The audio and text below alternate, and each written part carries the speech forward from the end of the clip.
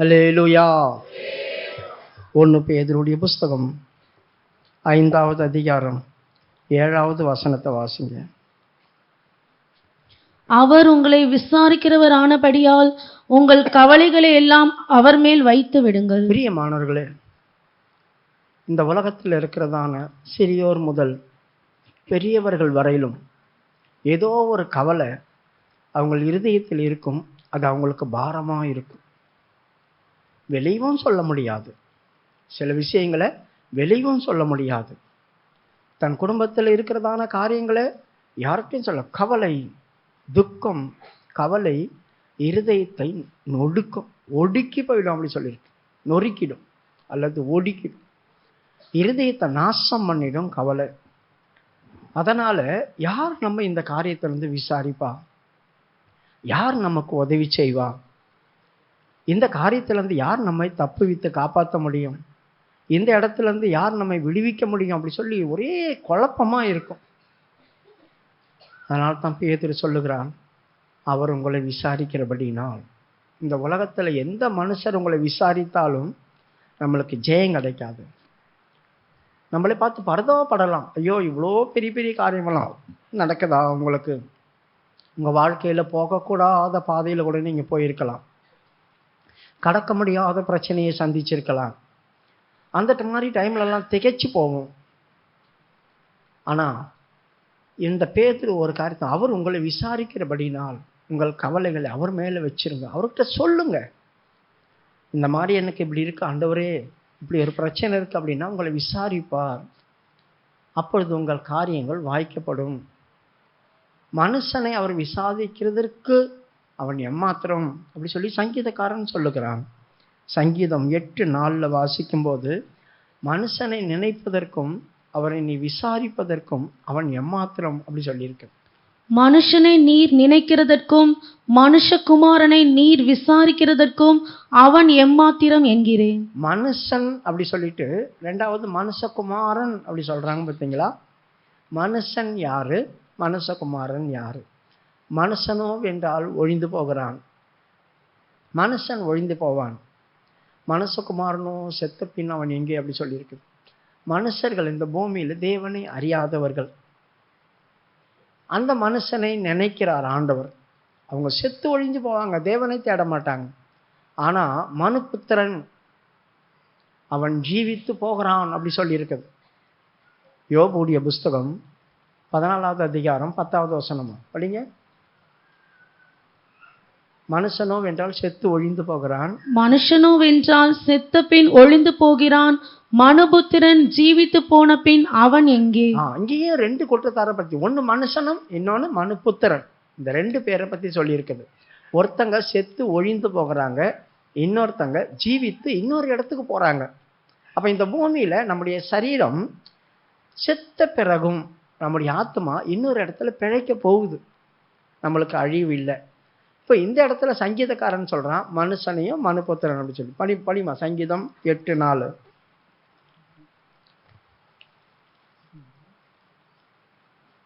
சங்கீதம் 8:4. மனுஷனை நீர் நினைக்கிறதற்கும். மனுஷனை நீ நினைக்கிறதுக்கும். அப்ப மனுஷன் ஒழிந்து போகிறவன். இப்ப யாரு ஒழிந்து போவா? தேவனை அறியாதவர்கள், தேவனை பற்றி தெரியாதவர்கள், சொல்லிக் கொடுத்தாலும் கற்றுக்கொள்ளாதவர்கள், ஏற்றுக்கொள்ளாதவர்கள், அலட்சியம் பண்ணுகிறவர்கள், அசட்டை பண்ணுகிறவர்கள், தேவனை நினைக்காதவர்கள். இவங்கெல்லாம் அந்த மனுஷருடைய சாயல்ல வருவாங்க. அவர்களெல்லாம் நினைக்கத்தக்கது கூட முடியாத ஆண்டவருக்கு. ஆனாலும் அவங்களையும் நான் தானே உண்டாக்கினேன், நல்லோர் மேலும் தீயோர் மேலும் நான் சூரியனை உதிக்க பண்றேனே, அவங்க எனக்கு தீமை செய்தாலும் அவங்களுக்கு நான் நன்மை செய்வேன், நல்லோர் மேலும் தீயோர் மேலும் நான் மழையை பெய்ய பண்ணுகிறேனே, அவர்கள் என்னை வெறுத்தாலும் நான் அவர்களை நேசிப்பேன். இதாங்க மனுஷர். தேவனுக்கு எந்த விதத்திலையும் ஒத்து போலனாலும் கர்த்தர் அவங்கள தேடி வராரு, அவங்கள நினைக்கிறார். நினைக்கிறதுக்கு ஆண்டவரை அவங்க எம்மாத்திரம். அவங்கள ஏன் நீங்க நினைக்கிறீங்க? இப்படிப்பட்டதான காரியத்தில் இருக்கிறாங்க. உண்மை தேடுறாங்களா? உண்மை அவங்க எதிர்பார்க்குறாங்களா? உம்மிடத்தில் அவங்க கெஞ்சுறாங்களா? எந்த காரியத்துக்காவது உண்மை யோசிக்கிறாங்களா? எந்த விஷயத்திலேயாவது உண்மை கனம் பண்றாங்களா? இல்லையே. பரவாயில்லை, நான் அவங்களை நினைப்பேன், நான் அவங்களை விசாரிப்பேன், நான் உங்களை நினைவு கூறுவேன். அதுதாங்க மனுஷன். மனுஷனை நினைப்பதற்கு அவன் எம்மாத்திரம் ஆண்டவரே, அவன் இப்படியெல்லாம் இருந்தா கூட அவனை நீ நினைக்கிறீ.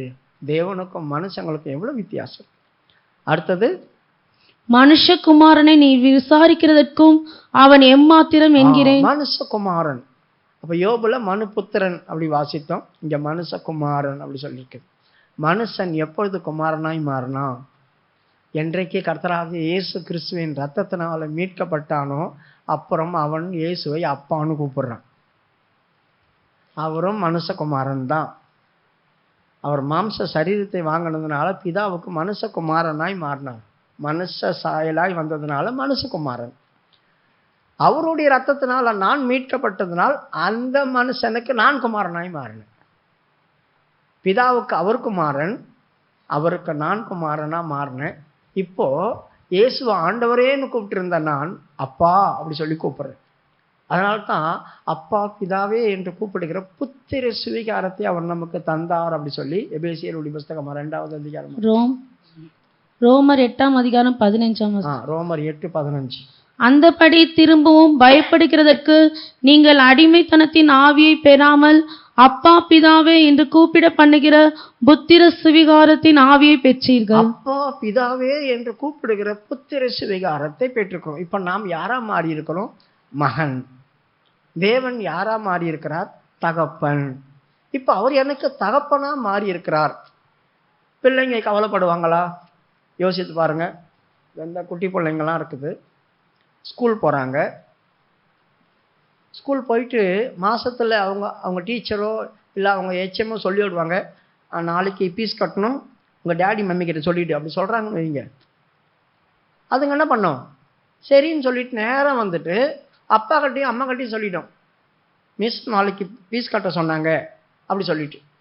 அதுக்கப்புறமா அந்த பாரத்தை யார் ரொம்ப கவலைப்படுவா அப்படின்னா பெற்றவங்க தான். இந்த பிள்ளைங்களுக்கு அதை குறிச்சதான கவலையும் இருக்காது, பாரமும் இருக்காது. ஏன்னா அவங்க கட்டிடுவாங்க அப்படின்னு முழு மனசோட நம்புங்க. எங்கள் அப்பா கட்டிடுவார், எங்கள் அம்மா கட்டிடுவாங்க. ஆனால் நாம் கொஞ்சம் வளர்ந்துட்டோம், இன்னும் சின்ன பிள்ளைங்களா இல்லை. அதனால தான் இயேசு கிறிஸ்து என்ன பண்ணாரு, சீசர்கள் நான் பெரியவனா நீ பெரியவனா அப்படின்னு போட்டாப்பட்டி போட்டிருந்தாங்க மத்தேயு 19வது அதிகாரத்தில். அப்போது சிறு பிள்ளையை கூப்பிட்டு பக்கத்தில் நிற்க வச்சு சொன்னார், நீங்கள் மனம் திரும்பி சிறு பிள்ளைகளை போல மாறாவிட்டால் பரலோக ராஜ்யத்துக்குள்ள வர முடியாதுன்னு சொல்லிட்டாரு. அப்போ நீங்கள் பெரியவங்களாம் வளர்ந்துட்டீங்க, ஆனால் சுபாவத்தில் சின்ன பிள்ளைங்களாம் மாறுங்க, அப்போ தான் நீங்கள் கவலைப்படாமல் என்னையே சார்ந்திருப்பீங்க அப்படின்றதுக்கு தான் அதோடைய அர்த்தம். எடுத்தீங்களா? மத்தேயு 18ஆம் அதிகாரம் 4ஆம் வசனம். 18:4. நீங்கள் மனம் திரும்பி பிள்ளைகளைப் போல ஆகாவிட்டால் பரலோக ராஜ்யத்தில் பிரவேசிக்க மாட்டீர்கள் என்று மெய்யாகவே உங்களுக்கு சொல்லுகிறேன். இவங்கெல்லாம் பெரிய பெரிய ஆட்கள், சீசர்கள், 40 வயசுக்கு மேல்பட்டவங்க எல்லாம் கூட இருக்கிறாங்க. இப்போ இயேசு பரலோகம் போறேன்னு சொல்லிட்டு இருக்கிறார். இப்போ இவங்க நான் ஆண்டவர் பரலோகம் போனால் அதுக்கப்புறம் லீட் பண்ணுறது யாரு? அதுக்கப்புறம் நடத்துறது யாரு? பேதுருவா, அவன் தான் என்னென்னமோ பண்ணுறானே. அப்புறம் தோமாவா, அவன் சந்தேகப்படுவானே. அப்புறம் பிலிப்போ, அவன் புறஜாதிகிட்டலாம் போய் பேசிட்டு எல்லாரையும் கூப்பிட்டு வருவான். ஆண்டவர்கிட்ட யூதர்கிட்ட சேர்க்க மாட்டான், அவன் புறஜாதிகிட்டலாம் பேசுவானே. ஒவ்வொருத்தரும் ஒவ்வொரு மாதிரி பேசிகிட்டு இருக்கிறாங்க. இயேசு இதை கேட்டுனே இருந்தார். ஒரு குழந்தையை கூப்பிட்டு பக்கத்தில் நிற்க வச்சுட்டு அவங்கள கூப்பிட்டு சொல்கிறாரு, நீங்கள் மனம் திரும்பி சிறு பிள்ளையை போல மாறாவிட்டால் தேவனுடைய ராஜ்யத்துக்குள்ளே நீங்கள் வரவே முடியாது அப்படி சொல்லிட்டார். அப்போ ஏன் அவங்கள சிறு பிள்ளையை போல மாறாவிட்டால் அப்படி சொன்னாக்கா, அவங்களுக்கு பாரம் இருதயத்தில் போய் தங்காது, துக்கமும் கவலையும் அவங்கள ஒரு மாதிரி பண்ணாது. வளர்ந்துட்ட நம்ம தான் சந்தேகப்படுவோம். பாரத்தை மற்றவங்கிட்ட கொடுக்காம நம்மளே வச்சுப்போம். நம்ம தகப்பங்கிட்ட கொடுக்க மாட்டோம், நம்மளே வச்சுப்போம். அதை வச்சுட்டு கவலைப்படுவோம். கர்த்தர் சொல்றாரு, நீ என்கிட்ட கொடுத்துறாத, நீ என்கிட்ட கொடுத்துரு. என்கிட்ட கொடுக்காம நீயே வச்சுட்டு கவலைப்பட்ட நான் என்ன பண்ண முடியும்? அதனால்தான் மீகா 6வது அதிகாரம் 3வது வசனத்துல, என் ஜனமே நான் உனக்கு என்ன செய்தேன், எதனால நான் உன்னை व्यसனப்படுத்தினேன் அல்லது கவலைப்பட பண்ணினேன், எனக்கு முன்பாக உத்தரவு சொல். உனக்கு எதனா பிரச்சனைனா என்கிட்ட சொல்லியிருக்கணும். நீ என்கிட்ட சொல்லாம நீயே வச்சுட்டு துக்கப்பட்டு கவலைப்பட்டுட்டு இருந்தேன்னா நான் என்ன செய்ய முடியும்? நான் உன்னை துக்கப்படுத்தினோ அப்படி கேட்பார் ஆண்டவர். என் ஜனமே நான் உனக்கு என்ன செய்தேன், நான் எதினால் உன்னை விசனப்படுத்தினேன், எனக்கு எதிரே உத்தரவு சொல். கர்த்தர் நம்ம கிட்ட கேட்கறதான கேள்வி அதான். உன்னுடைய துக்கத்தையும் கவலையும் நீயே வச்சுட்டு கவலைப்பட்டு வேதனைப்பட்டுட்டு இருக்கிற, நான் உன்னை व्यसனப்படுத்தலையே. உனக்கு ஏதாவது ஒரு காரியம்னா என்கிட்ட கொடுத்துட்டு நீ கவலைப்படாமல் இருந்திருக்கணும். நான் தானே உனக்கு தகப்பன், நான் தானே உனக்கு தகப்பன். நீ என் அப்பான்னு கூப்பிடும் போது உனக்கு எந்த அளவுக்கு உரிமை இருக்கு, நான் பார்த்துக்க மாட்டேனா? ஒரு பிள்ளைகளுக்கு தேவையானதை தன் தாயும் தகப்பனும் உரிமையாய் சகலத்தையும் பார்க்குறாங்களே. என் பிள்ளைக்கு இதை செய்யணும் அதை செய்யணும் அப்படி சொல்லி செய்கிறாங்களே. அப்போ அந்த பிள்ளைங்க கவலைப்பட வேண்டிய அவசியமே இல்லையே. அந்த இடத்துக்குள்ள வாங்க, என் அப்பா அப்படின்னு கூப்பிடுறதுல பெருசல்ல. நீங்க அந்த பிள்ளைகளுடைய ஸ்தானத்துக்குள்ள வாங்க. மனுஷனை நினைப்பதற்கும் மனுபுத்திரனை நீ விசாரிப்பதற்கும் அவன் எம்மாத்திரம். அவன் உனக்கு புத்திரனாய் மாறினா கூட வைக்க வேண்டியதான காரியத்தை உங்ககிட்ட வைக்க மாட்டான். கவலையும் துக்கத்தையும் அவங்களே வச்சுட்டு வேதனைப்பட்டுக்கிறாங்க. அந்த இடத்துக்குள்ள வர. ஆகவே கர்த்தர் மேல் உன் பாரத்தையோ உன் கவலையை வைத்தோர். அவர் உன்னை விசாரிக்கிறபடினால் உனக்கு என்ன பிரச்சனைன்னு அவர் விசாரிப்பார். அந்த இடத்துக்குள்ள வந்துரு. அப்படி யாரையாவது விசாரித்தாரா? விசாரிப்பார். துக்கமும் கவலையும் வரும்போது கண்டிப்பா விசாரிப்பார். அப்படி போனவங்க இருக்கிறாங்க. ஆதியாகம புஸ்தகம் 16வது அதிகாரம் 7வது வசனம் வாசிக்கும் போது, ஆகார் சாரால் அவட 4வது வசனத்துல கொடுமைப்படுத்தினான். சாரால் ஆகாரை கொடுமைப்படுத்தினான். அவன் நிற கர்ப்பிணியா இருந்தா. இவ ஒரே ஒரு காரியத்தை பண்ணிவிட்டா. இவ கர்ப்பவதி ஆன போது தன் நாச்சியாரை அற்பமா எண்ணிட்டா. அவ செய்ததான தப்பு அது. சாரால் இவளுக்கு வாழ்க்கையே கொடுத்தா. சாரால் இவளுக்கு வாழ்க்கையே கொடுத்தா. அதுக்கு நன்றியா இருக்கணும். இவள் செய்ததும் தப்பு தான். அவளை அற்பமா எண்ணதும் தப்பு. சாராளுக்கு அதை தாங்க முடியல. நான் ஒரு எஜமாட்டி, அவள் எனக்கு அடிமை பெண், அவளையே என் புருஷனுக்கு நான் கொடுத்தேன். இவ்வளவு பெரிய காரியம் செய்திருக்கேன் நான். உலகத்துல யாரும் செய்யாத காரியத்தை நான் செய்தேன். அவ எவ்வளவு நன்றி உள்ளவளா எனக்கு இருக்கணும். ஆனா அவ என்ன செய்தா? என்னை அற்பமா எண்ணிட்டாளே. ஆபிரகாம் கிட்ட சொல்லி புலம்புனா. கர்த்தர் உனக்கும் எனக்கும் நடுவாக நின்று நியாயம் விசாரிப்பார். அவ என்ன அற்பமா என்றா. நீ கண்டுக்க மாட்ற, நீ எதுவும் கேட்க மாட்ற. அவ கர்ப்பவதி ஆனவனே நீ அவ பக்கம் சாஞ்சிட்டியா அப்படின்ற பயம் அவளுக்கு வந்துச்சு. புருஷங்கிட்ட போராடுறா. ஆபிரகாம் சொல்றான், இல்ல, என்றைக்கும் நீதான் எனக்கு மனைவி, அவளை நீதானே கொடுத்த, நீ தானே எனக்கு ராணி, அவள் உன் கையில தானே இருக்கிறான், உனக்கு இஷ்டமானதை செய்துக்கோ, எனக்கு ஒரு பிரச்சனையும் இல்லை அப்படி சொல்லிட்டு போயிட்டான். இப்ப சாராளுக்கு தைரியம் வந்துச்சு. அவளை புழிஞ்சி எடுத்துட்டா. பயங்கரமா கஷ்டப்படுத்திட்டா. இந்த கஷ்டத்தை இப்போ யாருக்கு தாங்க முடியல? ஆகாருக்கு தாங்க முடியல. அதனால அவ என்ன பண்ணான்? சொல்லாம கொள்ளாம வீட்டு விட்டு ஓடிட்டான். வனாந்தரத்துக்கு வரா. சூர் வனாந்தரம். இந்த சூர் வனாந்தரத்துக்கு வரா. சூர் வனாந்தரத்துக்கு வரும்போது கர்த்தர் அவளை சந்தித்தார். பாருங்க, எந்த மாதிரி சூழ்நிலையில கர்த்தர் ஒரு மனுஷனை விசாரிக்க வரார் அப்படி சொல்லிட்டு படிமா. கர்த்தருடைய தூதனானவர் அவளை வனாந்தரத்திலே சூருக்கு போகிற வழி அருகில் இருக்கிற நீரூற்றண்டையில் கண்டு, சாராயின் அடிமை பெண்ணாகிய ஆகாரே, எங்கே இருந்து வருகிறாய், எங்கே போகிறாய் என்று கேட்டார். பாருங்க, இதான் விசாரிக்கிறது. ஒரு ஆள் வேதனையோடு அவ வீட்டை விட்டு ஓடுறா. ஆகார் வீட்டை விட்டு ஓடும்போது அவ சந்தோஷமா போயிட்டுப்பாளா? இனி என் வாழ்க்கை என்ன? நான் எங்க போவேன்? நான் எங்க போய் தங்குவேன்? யார் என்னை சேர்த்து கொள்ளுவா? நான் கர்ப்பிணியா வேற இருக்கிறேனே. இந்த குழந்தை இல்லைன்னா கூட யாராவது என்னை வச்சுப்பாங்களே. என்னையும் பார்த்துக்கணுமே, என் குழந்தைய வேற எடுக்கணுமே, அவங்க பிரசவம் பார்க்கணுமே. அதுக்கு யார் எனக்கு உதவி செய்வா? யார் எனக்கு மருத்துவம் பார்ப்பா? யார் எனக்கு செலவு பண்ணுவா? நான் யாரை தேடி போவேன்? இப்போ எகிப்துக்கும் போக முடியாதே. அழுதுட்டே போயிருப்பா, வேதனையோடு போயிருப்பா, கவலை அதிகமா இருந்திருக்கும். அதனால தான் ஆண்டவர் வந்து வழியில் நின்று சொல்றார், எங்க போற? எங்க இருந்து வர? நீ இப்ப எங்க போற? யார் உனக்கு தெரியும்? அப்படிதான் அடிமை பெண்ணாகிய சாராளின் அடிமை பெண்ணாகிய ஆகாரே, எங்க இருந்து வருகிறாய், எங்கே போறாய், இனி எங்க போற நீ அப்படி சொல்லி கேட்கிறாரு. அவ சொல்லுவா, தெரியலையே, எங்க போறேன்னு நான் தெரியலையே. அழுது இருப்பா. அப்ப எங்க போறேன்னு தெரியாம எங்கன்னா போய் அலையறத விட நீ போய் ஏன் சாரால் கையின் கீழே அடங்கி இருக்க கூடாது? நீ அவகிட்டயே திரும்பி போ, உன்னை அவங்க தான் பார்த்துப்பாங்க, கோபத்தில் ஏதோ பண்ணிட்டா, இனி போ. நீ இப்படி வீட்டை விட்டு வந்ததுனால அவங்க அங்கலாய்ப்பாங்க.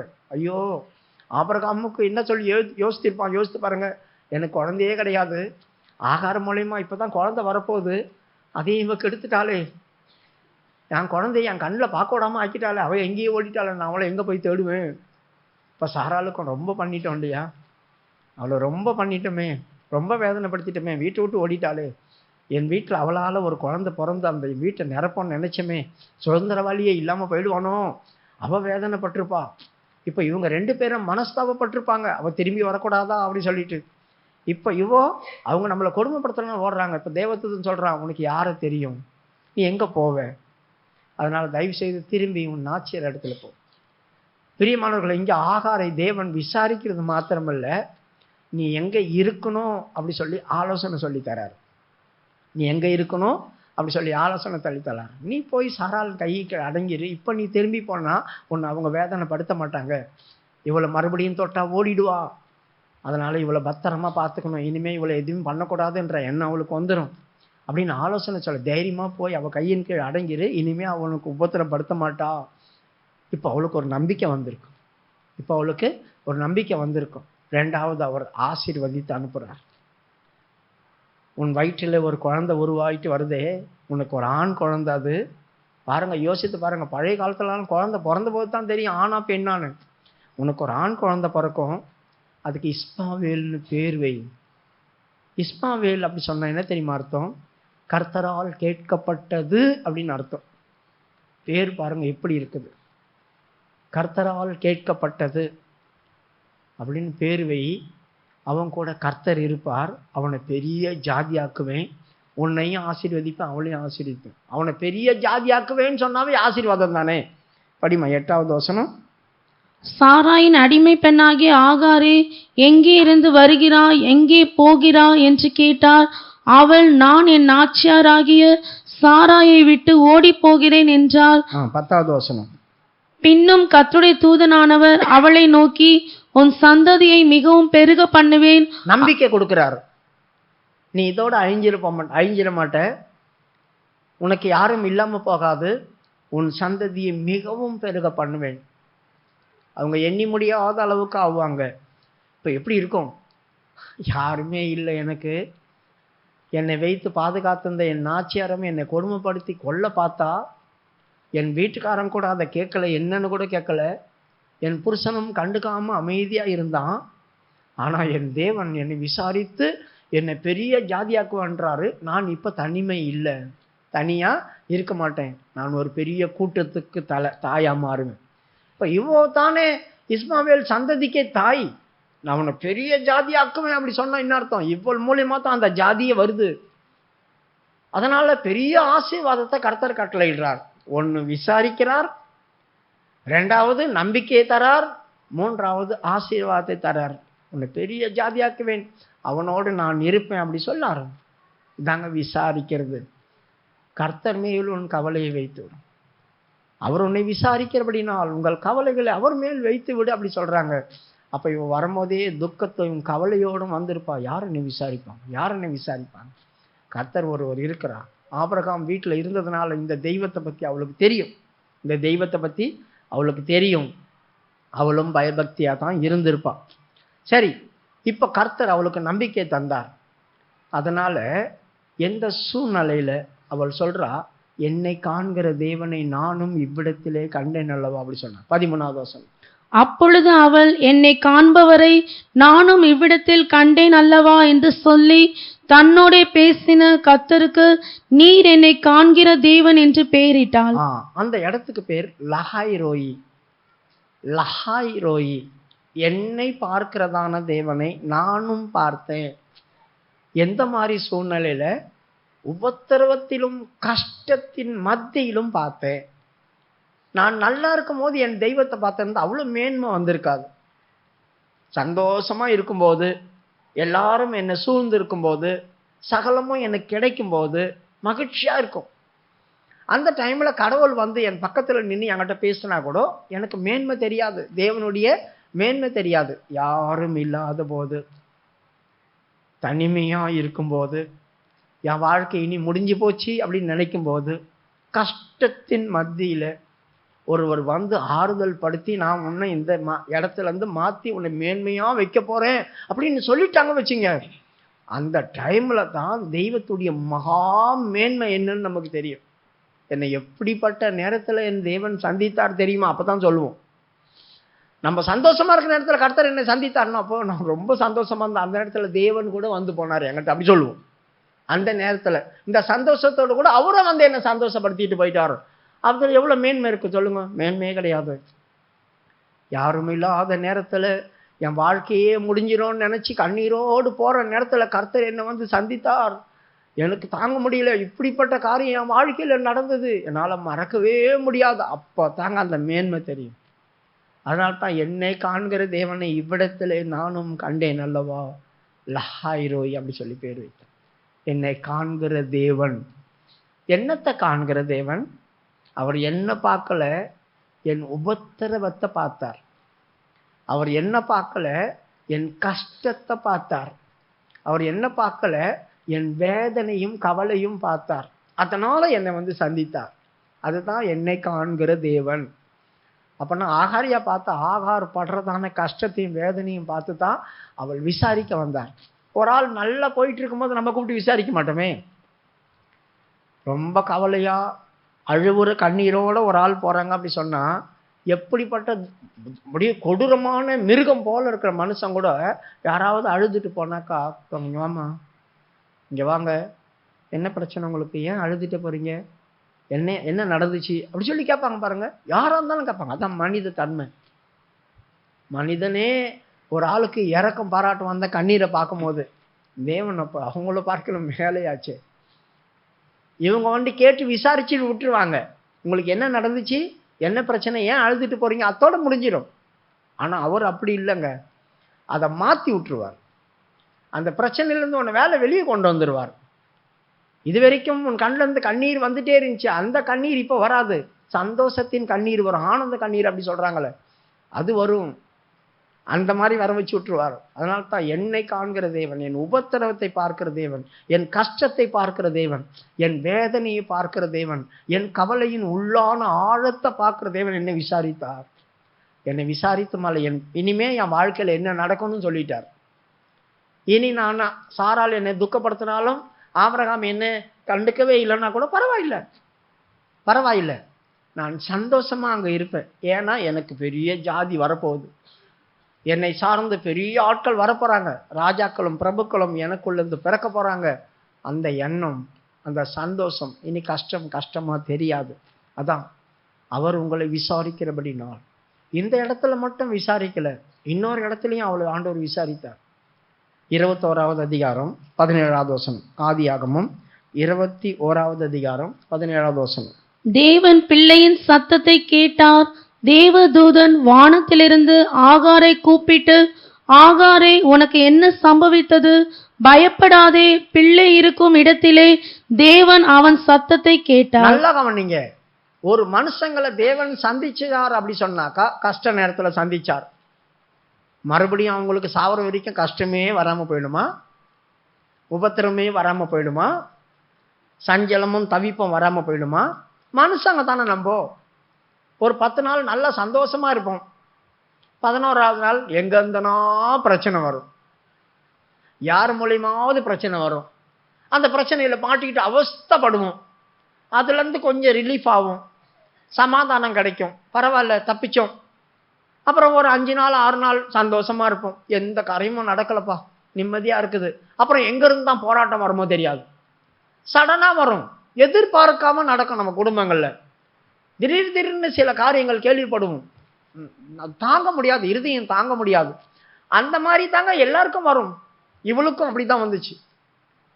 ஆனா கஷ்டமான நேரத்துல எல்லாம் அவளை சந்தித்தது தான் பெரிய காரியம். ஆகாரை மறுபடியும் ஒரு கஷ்டம் வந்துச்சு, இப்ப போய் அவ சந்தோஷமா இருந்தா, குழந்தையும் பிறந்துச்சு. ஆனா மறுபடியும் ஒரு பிரச்சனை வந்துச்சு, மறுபடியும் வீட்டை விட்டு துரத்திட்டாங்க. அதே மனைவியும் அதே நாச்சியாரும் அதே புருஷனும் தான் துரத்தி விட்டாங்க. நாச்சியாருக்கும் புருஷனுக்கும் பயந்து தான் வெளியே ஓடியாந்தா. அவன் என்ன விசாரிக்க மாட்டான், கண்டுக்க மாட்டான், இவன் என்ன கொடுமைப்படுத்துறா. இப்படி வெளியே வந்தா. இப்போ 2 பேரும் சேர்ந்து துரத்துறாங்க. ஒரு துருத்தியில் தண்ணி கொடுத்து வெளியே ஓடிடு அப்படி சொல்லி பேர்சேபா வனாந்தரத்தில் வந்து அலையிறான். சூர் வனாந்தரத்தில், அப்புறம் பேர்சேபா வனாந்தரம். பேர்சேபா வனாந்தரம் அப்படின்னு சொன்னா எல்லாத்துக்கும் கீழே, இந்த மேப்புக்கு பாருங்க, எல்லாத்துக்கும் யூதா தேசத்துக்கு கூட கீழே கீழே வந்துட்டாங்க. எல்லாத்தையும் கீழே வந்து அங்கே வனாந்தரம், அந்த இடத்துல அலையிறாங்க.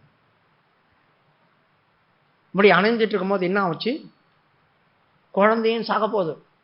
இப்போ கஷ்ட நேரத்தில் திடீர்னு ஓன்னு அழுகுறா சத்தம் போட்டு. ஆண்டவர் வானத்திலிருந்து கூப்பிடுறாரு. நம்மளுக்கு என்னைக்காவது அந்த சத்தம் கேட்டிருக்கா? உபத்திரமும் துக்கமும் வரும்போது ஏன் ஆண்டவர் அவளுக்கு வானத்திலிருந்து கூப்பிட்டார்? ஏற்கனவே அவளுக்கு வாக்குத்தத்தம் பண்ணியிருந்தார். அந்த வாக்குத்தத்தம் தெரியும்.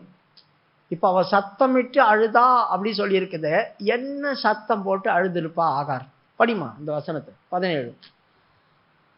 பிள்ளை சாகிறதை நான் பார்க்க மாட்டேன் என்று எதிராக அம்பு பாயும் தூரத்திலே போய் உட்கார்ந்து சத்தமிட்டு அழுதாள். என்ன சத்தம் போட்டு அழுதுருப்பா சொல்லுங்க, யாராவது கெஸ் பண்ணுங்க. என்ன சத்தம் போட்டு அழுதுருப்பா சொல்லுங்க? என்ன சத்தம் போட்டு அழுதுருப்பா?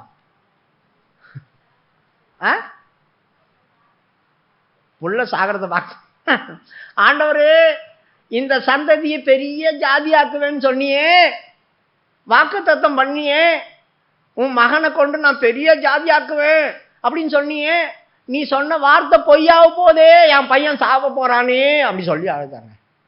புள்ள சாகரத்தை குறிச்சா வாழ்வுல சத்தம் போட்டு, நீ தானே சொன்ன, நீ தானே வாக்குத்தத்தம் பண்ணின, அதாங்க சத்தம் போடுறது. இப்போ என் புள்ள சாவ போகுது அப்படின்னு அழுதான். சொல்லும் போதே நம்மளுக்கு அழ வரல. அதனால ஆண்டவர் பட்டார், ஆகாரே உனக்கு என்ன சம்பவித்தது? நான் சொன்ன வார்த்தை எப்படி பொய்யாவும்? நீ தானே உன் புள்ள சாவ போறான்னு நினைக்கிற. நான் சொன்னேன்னா உன் புள்ள சாவ போறான்னு? நான் சொல்லலையே, நீயே அப்படி நினைச்சுக்கிட்ட. நம்முடைய மிஸ் அண்டர்ஸ்டாண்ட். நம்மளுக்கு பிரச்சனை வந்தோடனையும் இப்படி நடந்துறமோ அப்படி நடந்துறமோ. அப்ப ஏன் ஆண்டவர் வாக்குத்தத்தத்தை நினைச்சு அதை பிடிச்சி ஜெபம் பண்ணக்கூடாது? ஆண்டவரை நீ தானே இப்படிப்பட்ட வாக்குத்தத்தெல்லாம் கொடுத்துருக்க, அந்த வாக்குத்தத்தமே நிறைவேறாம போயிடுமே. எப்போ நிறைவேறும்? செத்து போயிட்டா அப்புறம் நிறைவேறாது போயிடுமே. உன் வார்த்தை பொய்யாயிடுமே. கர்த்தருடைய வார்த்தை பொய்யாகாதே. அவர் பொய்யுரையாத தேவன் தானே. அவர் சொல்லிட்டு மனம் மாறுவாரா? அவர் மனுபுத்திரனும் கிடையாது, அவர் மகாதேவன். அப்ப நம்மளுக்கு எவ்வளோ வாக்குத்தத்தம் பண்ணியிருக்கிறார். உங்களுக்கு பிரச்சனைன்னு வரும்போது அந்த வாக்குத்தத்தப்படி இப்படி சொன்னியே, எனக்கு மாறால நடக்குது, இப்ப நான் என்ன பண்றது? அப்ப சத்தம் போடு. அந்த சத்தம் அந்த வாக்குத்தத்தத்தின் சத்தமா இருக்கணும். அப்புறம் நீ அழு. இப்ப ஆண்டவர் கேட்பாரு, உனக்கு என்ன சம்பவித்தது? நீ தானே விசுவாசிக்கல. நான் சொல்லிட்டு அவன் செத்துருவான்னு நான் சொன்னேனா? இல்லையே. நீ தான் அழுவுற. பிள்ளை இருக்கிற இடத்துல நான் இருக்கிறேன், நீ இன்னமும் அவனை அங்க விட்டுட்டு இங்க வந்துட்ட அப்படி சொல்றாரு. நீ குழந்தைய அங்க விட்டு இங்க வந்திருக்கலாமா? அவன் ஒரு செடியில போட்டு அம்பு பாயும் தூரத்துல வந்துட்டான். உன் பிள்ளை மேல உனக்கே அக்கறை இல்லை, நீ அங்க போட்டுட்டு இங்க வந்திருக்க. ஆனா நான் அப்படி போடணும், அவனை விட்டுட்டு வெளியே போயிட்டேன்னா? பிள்ளை இருக்கிற இடத்துல கர்த்தர் நான் இருக்கிறேன் அப்படி சொல்றாரு. மறுபடியும் படிமா அந்த வசனத்தை. தேவன் பிள்ளையின் சத்தத்தை கேட்டார். தேவதூதன் வானத்திலிருந்து ஆகாரை கூப்பிட்டு, ஆகாரே உனக்கு என்ன சம்பவித்தது? பயப்படாதே, பிள்ளை இருக்கும் இடத்திலே தேவன் அவன் சத்தத்தை கேட்டார். பாத்தீங்களா? பிள்ளை இருக்கிற இடத்துல நான் இருக்கிறேன், நீ விட்டுட்டு அம்பு பாயும் தூரத்துல வந்துட்டு அங்க என்ன நடந்துச்சுன்னு உனக்கு தெரியாது. இப்போ நான் அங்கதானே இருக்கிறேன். எழுந்துரு, அவனை கையில புடி, அவனை கூட்டிட்டு போ. அங்க பாரு ஒரு துறவு இருக்குது, தண்ணி மொண்டு அவனுக்கு கொடு, எடுத்துட்டு போ அப்படி சொல்றார். யோசித்து பாருங்க. தேவன் வாக்குத்தத்தத்தை நிறைவேற்றுறதுக்காக அற்புதத்தையும் செய்து காட்டுவார். வாக்குத்தத்தை நிறைவேற்றுறதுக்காக அற்புதத்தை கூட செய்திடுவார். இப்ப அவங்களுக்கு அதை செய்து அமுச்சு விட்டார். கர்த்தருடைய வார்த்தை ஒரு நாளும் பொய்யாவாது. கஷ்டமும் உபத்திரமும் பாடுகளும் நம்மளுக்கு பெருகும் போது கர்த்தருடைய வாக்குத்தத்தத்தை மறந்துடுவோம். நம்ம கர்த்தருடைய வாக்குத்தத்தத்தை மறந்துட்டு ஓன்னு சத்தம் போடுவோம். எதுக்கு அழுகுறன்னு நமக்கும் தெரியாது, ஆண்டவருக்கும் தெரியாது. ஏன் நம்ம இப்படி கவலைப்பட்டுட்டு உட்காந்துக்கிறோம்னு யாருக்குமே தெரியாது. பேய் சந்தோஷப்பட்டுட்டு இருப்பான். சாவுங்க சாவுங்க சாவுங்க சாவுங்க. நீ அங்கேயும் சொல்ல மாட்டோம் காரியத்தை. ஆண்டவருக்கும் தெரியாம பைத்தியம் முடிக்கும் ஆண்டவருக்கு. சில நேரத்தில் தீர்க்கதரிசிகளுக்கும் தெரியாம போயிடும். ஏன்னா அந்த எலிசா அந்த குழந்தைய கொடுத்தா வந்தா பார்த்தீங்களா, அந்த குழந்தை செத்து போச்சு வெயில்ல, தலைவலி தலைவலின்னு. சூலமித்தியால் வரா தூரத்துல. கேயாசியை விட்டு அனுப்புகிறான். அந்த குழந்தை நல்லா இருக்கா கேளு, அவன் புருஷன் நல்லா இருக்கான கேளு, அவள் சுகமாக இருக்காளா கேளு, என்னத்துக்கு வேக வேகமாக வரா, போய் என்னன்னு விசாரிட்டானு. கேயாசி ஓடுறாரு. ஏமா உனக்கு பிறந்த குழந்தை எப்படி இருக்குது? நல்லா இருக்குதுங்க. சுத்து போய் கிடக்குது அது. அவள் எப்படி சொல்கிறா பாருங்க, நல்லா இருக்குதுங்க. அப்புறம் வயசான புருஷன் அவரும் நல்லா தான் இருக்காரு. நீ எப்படி இருக்க? நானும் நல்லா தான் இருக்கிறேன் அப்படி சொல்கிறான். நேராக கட்ட கட்ட கட்ட கட்ட கடன்னு வந்து எலிசா காலை பிடிச்சிக்கிட்டா.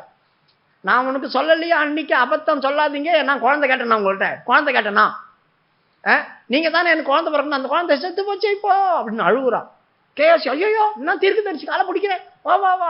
ஏய் நிடுறா, கர்த்தர் அவளுக்கு இருந்த துக்கத்தை மறைச்சிட்டாரா. எனக்கு எவ்வளோ விஷயத்தை ஆண்டவர் உக்காஞ்ச இடத்துலயே காட்டுவார் எலிசாவுக்கு. நாகமானு பின்னால கேயாசி ஓடுறாரு குடு குடு குடு குடு குடுன்னு. இவர் இங்கே உட்காந்து லைவாக பார்த்துனுக்கிறாரு. வீட்டுக்குள்ளே உட்காந்து எல்லாத்தையும் லைவாக பார்த்துருக்கிறாரு.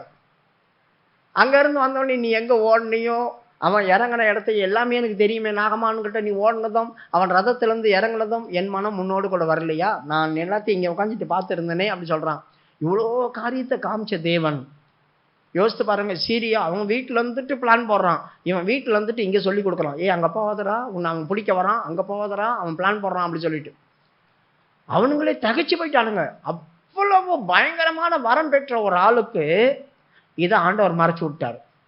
சில நேரங்களில் கர்த்தருடைய வல்லமை விளங்க பண்ணும்படியா நம்ம கண்ணையே கூடாக்கி விட்டுருவார். இந்த காரியத்தை இவன் இருக்கிற இந்த துக்கத்தை கர்த்தர் எனக்கு மறைச்சிட்டாரு, அதை எனக்கு சொல்லலை அப்படி சொல்லிட்டான் பார்த்தீங்களா. அதுக்கப்புறமா போய் உயிரோடு எழுப்பி கொடுத்தான். சில நேரங்களில் நாம் யார்கிட்டையாவது போய் சொல்ல போனால் கூட நம்ம காரியத்தை மற்றவங்களுக்கு தெரியாத அளவுக்கு ஆக்கி விட்டுருவார். அதனால் என்ன செய், உன் கவலைகளை அவர் மேலே வச்சு வாக்கு தத்துவத்தை நினைவு கூறு. உனக்கு கொடுத்த வாக்கு தத்துவத்தை நினைவு கூறு. எனக்கு இப்படியெல்லாம் வாக்கு தத்துவம் பண்ணியிருக்கீங்களா ஆண்டவரே, எனக்கு இப்படியெல்லாம் பேசியிருக்கீங்களே, எனக்கு இந்த நேரத்தில் அந்த வாக்கு தத்துவமே ஒன்றும் இல்லாமல் போகிற மாதிரி இல்லை, நிறவர வந்திருக்குது அப்படி சொல்லி பாருங்க. கர்த்தர் உனக்கு என்ன சம்பவித்தது, நான் பொய்யா சொன்னேன் இல்லையே, நான் அப்படியே அந்த காரியத்தை மாற்றி காட்டுறேன். கஷ்டங்களும் உபத்திரவங்களும் வரும்போது கர்த்தர் உன்னை சந்திப்பார். அதனால் அவர் உங்களை விசாரிக்கிறபடினால் உங்கள் கவலைகளை அவர் மேலே வைங்க, அவர் மேலே வச்சிடுங்க. நீங்கள் ரிலீஃப் ஆகுங்க, நீங்கள் வெளியே வந்துடுங்க அங்கேருந்து, அவர் பார்த்துக்குவார்.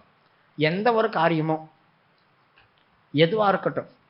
ஒரு குழந்தை உடம்பு முடியல, ஒரு குழந்தை உடம்பு முடியல, பெற்றவங்க ஒரே குழந்தை காரில் வந்துட்டு இருக்கிறாங்க, ஃபிக்ஸ் வந்து நுர வந்துடுச்சு வாயில், குழந்தை தூக்கணும் அப்படியே நழுவுது, ஒன்றுமே இல்லை. ஒரு ஓரத்தில் நிற்க வச்சாங்க, துணியை போட்டாங்க, குழந்தைய கழுத்துனாங்க. கர்த்தாவே நீர் எங்களுக்கு எவ்வளோ நன்மை செய்திருக்கிறீர், நாங்கள்லாம் துதிக்க மறந்தோம், நீ செய்த நன்மைக்காக சோத்திரம் சோத்திரம் சோத்திரம்னு 10 நிமிஷம் சொன்னாங்க. இப்பயும் குழந்தை இப்படி இருக்குது, நாங்கள் கவலைப்படலை, நீர் தான் இந்த குழந்தை எங்களுக்கு தந்த, உமக்கு வேணும்னா நீ எடுத்துக்கிற, அதுக்கும் சோத்திரம் அப்படி சொன்னாங்க பாருங்க. குழந்தை கண்ணை திறந்து பார்த்துச்சா, யோசித்து பாருங்க. ஐயோ குழந்தை சாவுதே, குழந்தை மாதிரி ஆகுதே, என்ன பண்ணுறது தெரியலையே, நம்ம பொண்டாட்டியும் புருஷனும் லபா லபான்னு கத்திட்டு கூச்சல் போட்டு இருந்தாங்கன்னா ஒன்றுமே பண்ணிருக்காது. வெய், ஆண்டவருடைய பாதத்தில் வெய், முழங்கால் போடு, கையை தூக்கு, சொல்லு, நீ தானே தந்த ஆண்டவர், எங்களை விட்டு பறி போதே, நான் என்ன பண்ணுவேன், நீ கொடுத்ததை உன் கையிலேயே கொடுக்குறேன், என்ன பண்ணணுமோ நீயே பண்ணிக்கோ, என்ன பண்ணணுமோ நீயே பண்ணிக்கோ, அப்படி ஒப்பு கொடுத்து பாருங்க. ஆண்டவர் குடும்பியை பிடிச்சி இழுத்துட்டு வர தர தர தரன்னு மறுபடியும் ஆண்டவர் விடுவாரா? கண்டிப்பாக செய்வார். உங்களை அவர் விசாரிக்கிறபடினால், சரியா ஆவிக்குரிய அனுபவத்தில் நம்ம இருந்தால் அவர் நம்மளை விசாரிப்பார். ரோட்டில் போகிறவனையே விசாரித்து அவன் துக்கத்தை மாற்றுவதற்கு நம்மளுக்கு மாற்ற மாட்டாரா? அவர்கிட்ட கொடுங்க, சகலத்தையும் சேஞ்ச் பண்ணுவார். இது ஆகாரை ஆண்டவர் விசாரித்தார். அடுத்தது ஆதியாகம புஸ்தகம் 31வது அதிகாரம் 6வது வசனத்தை வாசிங்க. என்னால் இயன்ற மட்டும் நான் உங்கள் தகப்பனுக்கு ஊழியம் செய்தேன் என்று நீங்கள் அறிந்திருக்கிறீர்கள். யாக்கோபு லாபான் வீட்டில் போயிருந்தான் இல்லையா, அவன் வந்து இவனை ஏமாத்தி ஏமாத்தி ஏமாத்தி ஏமாத்தி நிறைய சம்பாதிச்சிட்டான். இவனும் அவங்க மாமாவுக்கு எவ்வளோ முடியுமோ அவ்வளோ வேலை செய்துட்டான். அவர் இப்போ ஓனர், ஒரு பகுதியில் மாமனார். என்னால் ஈன்ற மட்டும் நான் பயங்கரமாக வேலை செய்தேன், ஆனால் அவங்க அப்பன் எனக்கு சம்பளமே கொடுக்கல. 10 முறை சம்பளத்தை மாற்றினான். எனக்கு 10 முறை சம்பளத்தை மாற்றினானா. என்னான்னு சொன்னா, ஏய் கலப்பு நிறமாய் குட்டி போட்டுச்சுன்னா உனக்குடா அப்படி சொன்னான். ஆடெல்லாம் கலப்பு நிறமாக குட்டி போட்டுச்சான். இப்போ யாக்கோபுக்கு சந்தோஷமாயிருக்கும். ஆடெல்லாம் கலப்பு நிறமாக குட்டி போடுது, அந்த குட்டியெல்லாம் எனக்கு. லாபான் வந்து பார்த்தான், இன்னும் எல்லா குட்டியும் கலப்பு நிறமாகவே இருக்குது. தம்பி கலப்பு நிறம் குட்டியெல்லாம் உனக்கு இல்லை தம்பி. அப்புறம் புள்ளி புள்ளியாக குட்டி போடுறது இல்லையா, அதை நீங்க எடுத்துக்கோ அப்படி சொல்கிறான். உடனே ஆண்டவர் பார்த்தார், புள்ளி புள்ளியாக குட்டி போட வச்சார். லாபான் வந்து பார்த்தான், புள்ளி புள்ளியாக குட்டி போட்டு வச்சிருக்குது. உடனே லாபான் சொன்னான், தம்பி புள்ளி புள்ளியாக குட்டி போட்டிருக்க, அதெல்லாம் உனக்கு இல்லை தம்பி. அப்புறம் நீங்கள் தானே சம்பளம்னு சொன்னீங்க, அது சம்பளம் உனக்கு இல்லை, வரி வரியாக குட்டி போட்டுச்சுன்னா உனக்கு அப்படின்னா. ஆண்டவர் பார்த்தார், வரி வரியாக குட்டி போட வச்சார். இப்போ வந்து பார்க்குறோம், வரி வரியாக குட்டி போட்டுருக்குது. வரி வரியாக குட்டி போட்டால் கூட உனக்கு சம்பளம் கிடையாது. அப்போ என்ன தான் சம்பளம்? கலப்பு நிறமாக போட்டுச்சுன்னா உனக்கு. கலப்பு நிறம்னா என்னங்க, இங்கே கொஞ்சம் கருப்பு, இங்கே கொஞ்சம் வெள்ளை, இங்கே கொஞ்சம் சோப்பு, அந்த மாதிரி போடுது பார்த்தீங்களா, அந்த மாதிரி எங்கண்ணா போடுமா, அதெல்லாம் உனக்குன்னா. கர்த்தர் அதே மாதிரி போட வச்சாரு. லாபான் நொந்து போயிட்டான். கர்த்தர் நம்மளை விசாரிக்கிறார் அப்படி சொன்னா எப்படி விசாரிப்பார்? நம்மளை எவனா வஞ்சித்து ஏமாத்துறான் பார்த்தீங்களா, அவனே கர்த்தர் கலங்க அடிச்சிருவார். அப்படிதான் நம்மளை விசாரிப்பார். படிமா 7வது வசனமோ 8வது வசனமோ. உங்கள் தகப்பனோ என்னை வஞ்சித்து என் சம்பளத்தை 10 முறை மாற்றினான். ஆனாலும் அவன் எனக்கு தீங்கு செய்ய தேவன் அவனுக்கு இடம் கொடுக்கவில்லை. புள்ளியுள்ளவைகள் என் சம்பளமாய் இருக்கும் என்று அவன் சொன்னபோது ஆடுகள் எல்லாம் புள்ளி உள்ள குட்டிகளை போட்டது. பாத்தீங்களா, அவன் தகப்பன் வஞ்சித்து ஏமாத்தனானா. நல்ல வேலை வாங்குவான், சம்பளம் கொடுக்க மாட்டான். செம்மையா பாடுபடுவான் இவனும், சம்பளம் கொடுப்பான் அப்படி சொல்லிட்டு. உங்களை யாராவது ஏமாத்துறாங்க அப்படின்னா நீங்க ஒன்றும் கவலைப்படாதீங்க. கர்த்தர் மேல் அவர் உங்களை விசாரிக்கிறபடினால், ஆண்டவரே நீ தானே எங்களை விசாரிக்கிற, அவன் எப்படியெல்லாம் என்ன பண்றான் பாருங்க, சம்பளம் கொடுக்க மாட்டான், ஒரு ஒரு ஒரு போஸ்டிங்னு எனக்கு கிடைக்க மாட்டேங்குது, ஒரு உயர்வு வரமாட்டேங்குது, என்ன இந்த பாடுபடுறான். நான் உண்மையா தானே வேலை செய்கிறேன், நான் உமக்கும் உண்மையா இருக்கிறேன், அவங்களுக்கும் உண்மையா தானே இருக்கிறேன், ஏன் எனக்கு இந்த மாதிரி ஒரு கடையும் வரமாட்டேங்குது, எனக்கு ஏன் முன்னேற்றம் வரமாட்டேங்குது. நீங்க அப்படி சொல்லி ஆண்டவர்கிட்ட ஒரு வார்த்தை சொல்லி ஜெபம் பண்ணி பாருங்க, கர்த்தர் மாற்றுவார். நம்மளை யார் வஞ்சித்தாலும் சரி, எப்படிப்பட்டவங்க வஞ்சித்தாலும் சரி, அவங்கள அப்படியே திருப்பி விட்டுருவார் ஆண்டவர். இப்போ 10 முறை ஏமாத்தினான், ஒரு முறை 2 முறை இல்லை, 10 முறை ஏமாத்தினான் அப்படி சொல்றான். 10 முறை சம்பளத்தை மாத்தினான். நான் இப்ப சம்பளம் வந்துடும், அப்ப சம்பளம் வந்துடும், இப்ப என்ன கிடைக்கும், நான் கஷ்டப்பட்டதுக்கு இப்ப நான் பலன் வாங்கிடுவேன், அப்ப நான் பலன் வாங்கிடுவேன் சந்தோஷப்பட்டு 10 முறை நான் ஏமாந்தேன், 10 முறை நான் ஏமாந்தேன் அப்படி சொல்றான். படிமா இப்ப 8வது வசனம். புள்ளி உள்ளவைகள் உன் சம்பளமாய் இருக்கும் என்று அவன் சொன்னபோது ஆடுகள் எல்லாம் புள்ளி உள்ள குட்டிகளை போட்டது. கலப்பு நிறமானவைகள் உன் சம்பளமாய் இருக்கும் என்று அவன் சொன்னபோது ஆடுகள் எல்லாம் கலப்பு நிற குட்டிகளை போட்டது. இவ்விதமாய் தேவன் உங்கள் தகப்பனுடைய ஆடுகளை எடுத்து எனக்கு தந்தார். பாத்தீங்களா, அவன் என்னை ஏமாத்தினா, ஆனா அவன் என்ன சொன்னாலும் ஒன்றும் பண்ண முடியல. கர்த்தர் என்ன பண்ணார்? என்னை விசாரித்தார். நான் ரொம்ப கவலைப்பட்டேன், அதனால கர்த்தர் எடுத்து என்கிட்ட கொடுத்துட்டார். எடுத்து என்கிட்ட கொடுத்தார். எப்படி எடுத்து கொடுத்தார் அப்படி சொல்றான். 10வது வசனம். ஆடுகள் பொழியும் காலத்திலே நான் கண்ட சொப்பனத்தில் என் கண்களை ஏறெடுத்து பார்க்கும்போது. ஒரு சொப்பனம் பார்த்து சொல்றாரு பொண்டாட்டிங்கிட்ட. 2 பொண்டாட்டி, அப்புறம் இன்னும் 2 பொண்டாட்டி கிடைச்சது அவருக்கு. 4 பொண்டாட்டிங்க இருக்குது. ஆனா 2 பொண்டாட்டி தான் வந்து தாலி கட்டினது, முறையா எடுத்தது. அந்த மட்டும் 2 பொண்டாட்டி வந்து அவங்களுக்கு கிடைச்சது, இவங்களுக்கு அடிமையா இருந்தது, அவங்களே தீ கொடுத்துட்டாளுங்க. அதனால இப்ப எது பேசினாலும் அவங்க கிட்ட போய் பேச முடியாது, கொம்புக்குல குத்துவாளுங்க. நாங்க 2 பேர் இருக்கும்போது அங்க என்ன போற அப்படி சொல்லிட்டு. அதனால இந்த 2 பேரை தான் கூப்பிட்டு எதுவும் நியாயம் சொல்ல முடியும். ஏன்னா இவங்க அப்பா தானே இப்படி பண்றான். அதனால லேயாலையும் ராஜலையும் கூப்பிட்டு சொல்றாரு, இப்படி எல்லாம் நடந்தது அப்படின்னா, ஏய் சும்மா கட்டி கதை விடாத, நீ தானே அந்த கொப்புகள்லாம் அறுத்து புள்ளி புள்ளியா வச்சு அப்புறம் கோடு கோடா போட்டு என்னென்னமோ பண்ணி தண்ணியில போட்டு பொழியும் போது அப்படித்தானே இந்த ஆடெல்லாம் வந்துச்சு, என்னமோ கடவுள் எடுத்து கொடுத்தாரு அப்படி சொல்றேன். அப்ப இவர் என்ன பண்றாரு, உடனே நான் சொப்பனம் பார்த்தேன்னுவாரு. ஆடுகள் பொழியிற நேரத்துல நான் ஒரு சொப்பனம் பார்த்தேன். சாதாரணமா இப்ப நான் உங்களை எதுனா சொன்னேன்னாக்கா நீங்க ஏத்துக்க மாட்டீங்க. உடனேயும் நான் ஒரு சொப்பனம் பார்த்தேன் உன்னை பத்தி அப்படி சொல்லிட்டு முன்ன வச்சுக்கோ, உன்னையும் கட்ட கட்ட கட்ட கட்டன்னு பயம். பார்த்துட்டியா சொப்பனத்தை அப்படி சொல்லுவோம் இல்லையா? சொப்பனத்துக்கு பயப்படுவாங்களே. அதனால சொப்பனம் பார்த்தேன் அப்படின்றான். படிமா 10வது வசனம்.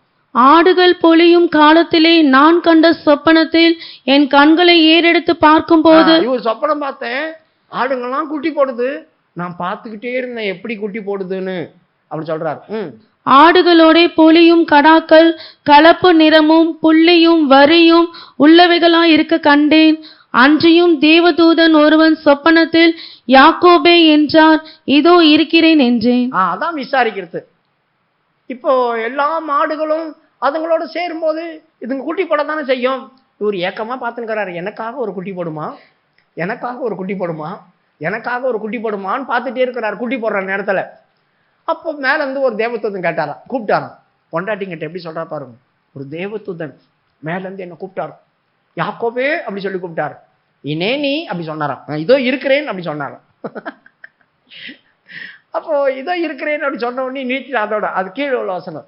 அப்பொழுது அவர், உன் கண்களை ஏறெடுத்து பார், ஆடுகளோட பொலியும் கடாக்களை எல்லாம் கலப்பு நிறமும் புள்ளியும் வரியும் உள்ளவைகளாய் இருக்கிறது. நல்லா கவனிங்க. நீ ஏக்கத்தோடு பார்த்துனுக்கிறியே எப்படிப்பட்ட குட்டி போடுதுன்ட்டு. இப்ப பாடுறா, நான் பண்றேன் பாரு உனக்காக வேலை அப்படின்னு ஆண்டவர் சொல்றாரு. இப்ப கலப்பு கலப்பா புள்ளி புள்ளியா வரி வரியா இந்த மாதிரி குட்டிகள் போட நான் வைக்கிறேன் உனக்கு. நான் தான் உன்னை விசாரிக்கிற கர்த்தர், நான் தான் உன்னை விசாரிக்கிற கர்த்தர். இப்ப பார் அப்படி சொன்னா இப்ப பொண்டாட்டிங்க என்ன சொல்லுவோம், ஆண்டவரா அந்த மாதிரிலாம் செய்ய வச்சாரு, ஆண்டவரா எடுத்து உங்கள்கிட்ட கொடுத்தாரு. அப்ப எங்க அப்பாவது நீயா எடுக்கலையா? ஏன்னா ஏற்கனவே பெரிய பிரச்சனை. அவங்க அப்பாவதெல்லாம் அவன் எடுத்துறானு. 36வது அதிகாரம் 1வது வசனம். பின்பு லாபானுடைய குமாரர் எங்கள் தகப்பனுக்கு உண்டானவைகள் யாவையும் யாக்கோபை எடுத்துக்கொண்டான் என்று. ஏற்கனவே ஒரு பட்டம் கட்டினானுங்க யாக்கோபுக்கு. எங்க அப்பாவுடைய ஆடெல்லாம் இவங்ககிட்ட மேய்க்க கொடுத்தா இவன் எல்லாத்தையும் எடுத்துக்கிட்டான்.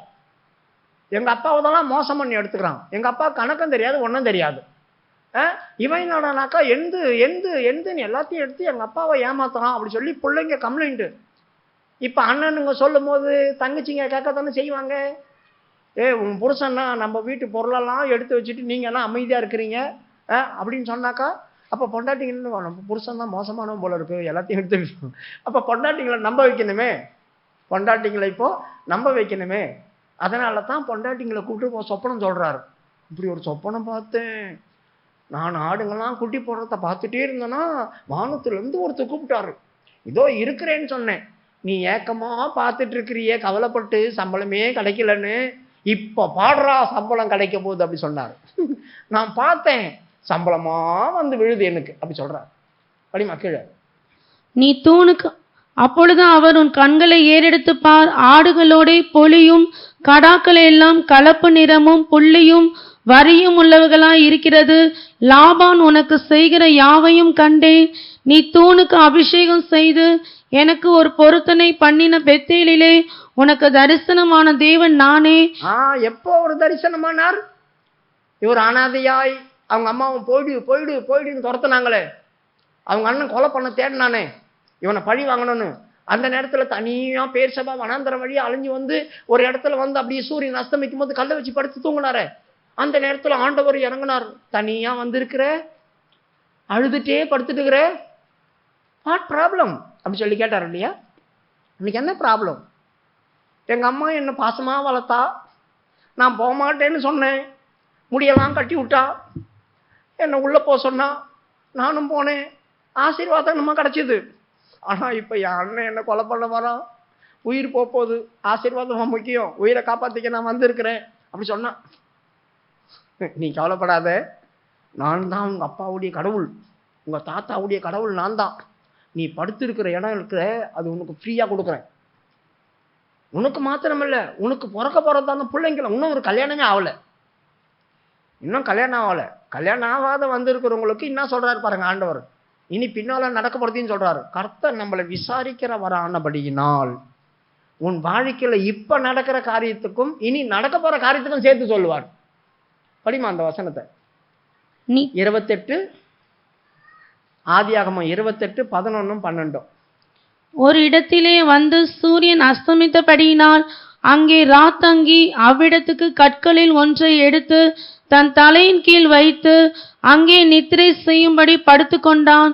அங்கே அவன் ஒரு சொப்பனம் கண்டான். இதோ ஒரு ஏணி பூமியிலே வைக்கப்பட்டிருந்தது, அதன் நுனி வானத்தை எட்டி இருந்தது. அதிலே தேவதூதர் ஏறுகிறவர்களும் இறங்குகிறவர்களுமாய் இருந்தார்கள். அதன் மேலாக கர்த்தர் நின்று, நான் உன் தகப்பனாகிய ஆபிரகாமின் தேவனும் ஈசாக்கின் தேவனுமாகிய கர்த்தர், நீ படுத்திருக்கிற பூமியை உனக்கும் உன் சந்ததிக்கும் தருவேன். நல்லா கவனிங்க. நீ படுத்திருக்கிறதான பூமியை உனக்கு கிஃப்டா தரேன், எடுத்துக்கோ. நீ எங்க கல் வச்சு படுத்திருக்கியோ அது உனக்கு தான். அந்த இடத்துல நீ வீடு கட்டிக்கோ, நிலம் வச்சுக்கோ, எதுனா பண்ணிக்கோ. நான் மட்டும் தானே இருக்கிறேன். ஏய், உனக்கு கல்யாணம் ஆன பேர் உனக்கு குழந்தை பக்கம் இல்லையா? அவங்களுக்கெல்லாம் இந்த இடம் சொந்தமாகும். கல்யாணமே இன்னும் ஆகலை, இப்போதான் அலறி அடிச்சு பயந்துட்டு வந்து படுத்துட்டு கிடக்குறாரு. இப்போ அவருக்கு பின்னால் வர காரியத்தெல்லாம் ஆண்டு சொல்கிறாரு, இன்னும் கல்யாணம் ஆகும், நிறைய பிள்ளைங்க பக்கம், அந்த பிள்ளைங்களுக்கெல்லாம் இந்த இடம் சொந்தம் அப்படி சொல்லிட்டார். இப்போ அவர் உட்காந்து தனியாக இருக்கிறன்னு அழுதுட்டு இருப்பாரா? யோசித்து பாருங்க. என்னை எல்லாரும் கை விட்டாங்க, எங்கள் அம்மாவும் என்னை துரத்திட்டா, நான் என்ன பண்ணுறதுன்னு தெரியாமல் அப்படின்னு அழுதுட்டு இருப்பாரா? இல்லை இல்லை, ஓ எங்கேயோ எனக்கு பொண்டாட்டி காத்துனுக்கிறா. இப்போ அப்படி போயிடலாம் அவனுடைய எண்ணம். எங்கேயோ எனக்கு பொண்டாட்டி காத்துனுக்கிறா, அவன் மூலியமா எனக்கு குழந்தை பக்க போகுது, அம்மாவாது அப்பாவாது, எல்லாத்தையும் விட்டுட்டு இப்போ வருவேன். வரும் காரியத்தை யோசிக்க ஆரம்பிச்சிட்டார். கர்த்தர் பாருங்க அவன் கவலை எப்படி மாற்றி விட்டார். இப்போ அவர் என்ன செய்தார்? தூங்கி எழுந்தவனையும் பேர்சபா வனாந்தரத்திலிருந்து இப்போ ஆரானுக்கு போறார். திரும்பி இந்த வழியா வந்துட்டு இருந்து அப்படி இப்படி போறார் ஆரானுக்கு. சீரியா தேசத்துக்கு மேலே ஏறி போறார். இப்படி பேர்சபா வனாந்தரம் இவ்வளவு கீழே, அப்படியே ரிட்டர்ன் ஆகி மேலே போறார் சீரியா தேசத்துக்கு. அங்கதான் அவங்க இருந்தாங்க, ஆரான் தேசத்துல தான் குடி இருந்தாங்க. அங்க போய் தான் இவருக்கு விவாகம் நடந்துச்சு. அங்கதான் இவ்வளவு பிள்ளைங்க பிறந்தாங்க. பிள்ளைங்களோட தான் திரும்பி வந்தார், வெட்டிப்பான பரிவாரத்தோட. யோசித்து பாருங்க. கர்த்தர் அதனால தான் சொன்னாரு, நீ உனக்கு நான் தரிசனமான இடம், உன்னை விசாரிக்கும் போது உனக்கு என்னெல்லாம் வாக்குத்தத்தம் பண்ணேன், அந்த வாக்குத்தத்தெல்லாம் மறந்துட்டியா? நீ ஏன் கவலைப்பட்டுன்னு இருக்கிற? சம்பளம் கிடைக்கலன்னு அவன் உன்னை ஏமாத்தன கூட, நான் உங்களுக்கு தரேன்டா சம்பளம், நான் உன் கூட இருக்கிறேன் அப்படி சொல்லித்தான் ஆண்டவர் இந்த காரியத்தெல்லாம் பண்ணார். அடுத்தது ஆதியாகம புஸ்தகம் 35வது அதிகாரம் 1வது வசனம் வாசிக்க. தேவன் யாக்கோபை நோக்கி, நீ எழுந்து பெத்தேலுக்கு போய் அங்கே குடியிருந்து நீ உன் சகோதரனாகிய ஏசாவின் முகத்திற்கு விலகி ஓடி போகிற போது உனக்கு தரிசனமான தேவனுக்கு அங்கே ஒரு பலிபீடத்தை உண்டாக்கு என்றார். இப்போ லாபான் கிட்ட இருந்து அவன் வந்துட்டான் வெளியோ. லாபான் என்ன ஒரு மாதிரி கேவலமா பார்க்கறான், அவன்தெல்லாம் நான் திருடிக்கிட்டேன்னு நினைக்கிறான். அதெல்லாம் விட்டுட்டு இப்போ வெளியே வந்துட்டான். வெளியே வந்தவொடனே எங்க போறதுன்னு தெரியாம முழிச்சிட்டு இருக்கும்போது கர்த்தர் உன்னை விசாரிக்கிறபடினால் நீ எங்க போகணும்னு சொல்லி தருவார். அதுதாங்க அவர் விசாரிக்கிறது. இப்ப இவர் எங்க போனோம்னு தவிச்சிட்டு இருக்கிற நேரத்துல ஆண்டவர் சொல்றார், அவனுக்கு தரிசனமாகும் போது உன்னை பெத்தேல்ல தானே தரிசனமான, உங்க அண்ணனுக்கு பயந்து நீ ஓடி வரும்போது அங்க கூட நீ ஒரு கல்லை வச்சு படுத்திருந்திய, அந்த இடத்துக்கு போ, அந்த இடத்த தானே நான் உனக்கு தந்தேன் சொந்தமா, அங்க போ, அங்க ஒரு பலிபீடத்தை கட்டி என்னை ஆராதி, அந்த இடம் உனக்கு சொந்தமா மாறிடும், பத்திரம் போட்டுக்கோ போய் அப்படி சொன்னார். அதை வாக்குத்தத்தம் தான் பண்ணாரு. இப்பதான் பிள்ளைங்க ஆடு மாடெல்லாம் வந்துருச்சே, இப்போ போய் அதை சொந்தமா எடுத்துக்கோ. எப்படி பாருங்க, கர்த்தர் ஒரு ஆளை விசாரிக்கும் போது அவன் வெறுமையாய் ஒண்ணும் இல்லாம இருந்தான். ரெண்டாவது அவனுக்கு பிரச்சனை வரும்போது கர்த்தர் அவன் பிரச்சனை நீக்கி அவனுக்கு தேவையெல்லாம் கொடுத்தார். மூணாவது அவனை சந்திக்கும் போது கிடைச்சது எதுவும் இழந்து போகக்கூடாது, அதெல்லாம் தப்பி வைக்கணும், பாதுகாக்கப்படணும் அப்படி சொல்லி அவன் தங்க வேண்டிய இடத்துக்கு ஆலோசனை சொல்றார். அதாங்க ஆண்டவர் விசாரிக்கிறது. ஆகாரை ஆண்டவர் விசாரிக்கும் போது முதலாவது அவள் விசாரித்தார், எங்க இருந்து வர, என்னாச்சு உனக்கு அப்படி சொல்லி கேட்டார்.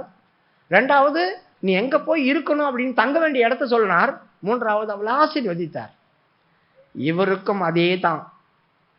வரும்போது நான் உன் கடவுள், ரெண்டாவது அவனுக்கு தேவையெல்லாம் கொடுத்தார், மூன்றாவது எல்லாத்தையும் வாங்கிட்டு எங்க போறதுன்னு தெரியாம தவிக்கும் போது நீ போக வேண்டிய இடம் இதுதான் அப்படி சொல்லி அவனுக்கு தெளிவாய் சொல்லி கொடுத்தார். அதுக்கப்புறமா தான் அவன் அங்க போனான். அதுக்கப்புறம் தான் அங்க போனான். எந்த பிரச்சனையும் வராதபடி கர்த்தர் பாதுகாத்தார். எந்த பிரச்சனையும் வராதபடி கர்த்தர் அவனுக்கு பாதுகாத்தார். கர்த்தர் நம்மளை விசாரிக்கிறது சாதாரணமானது அல்ல.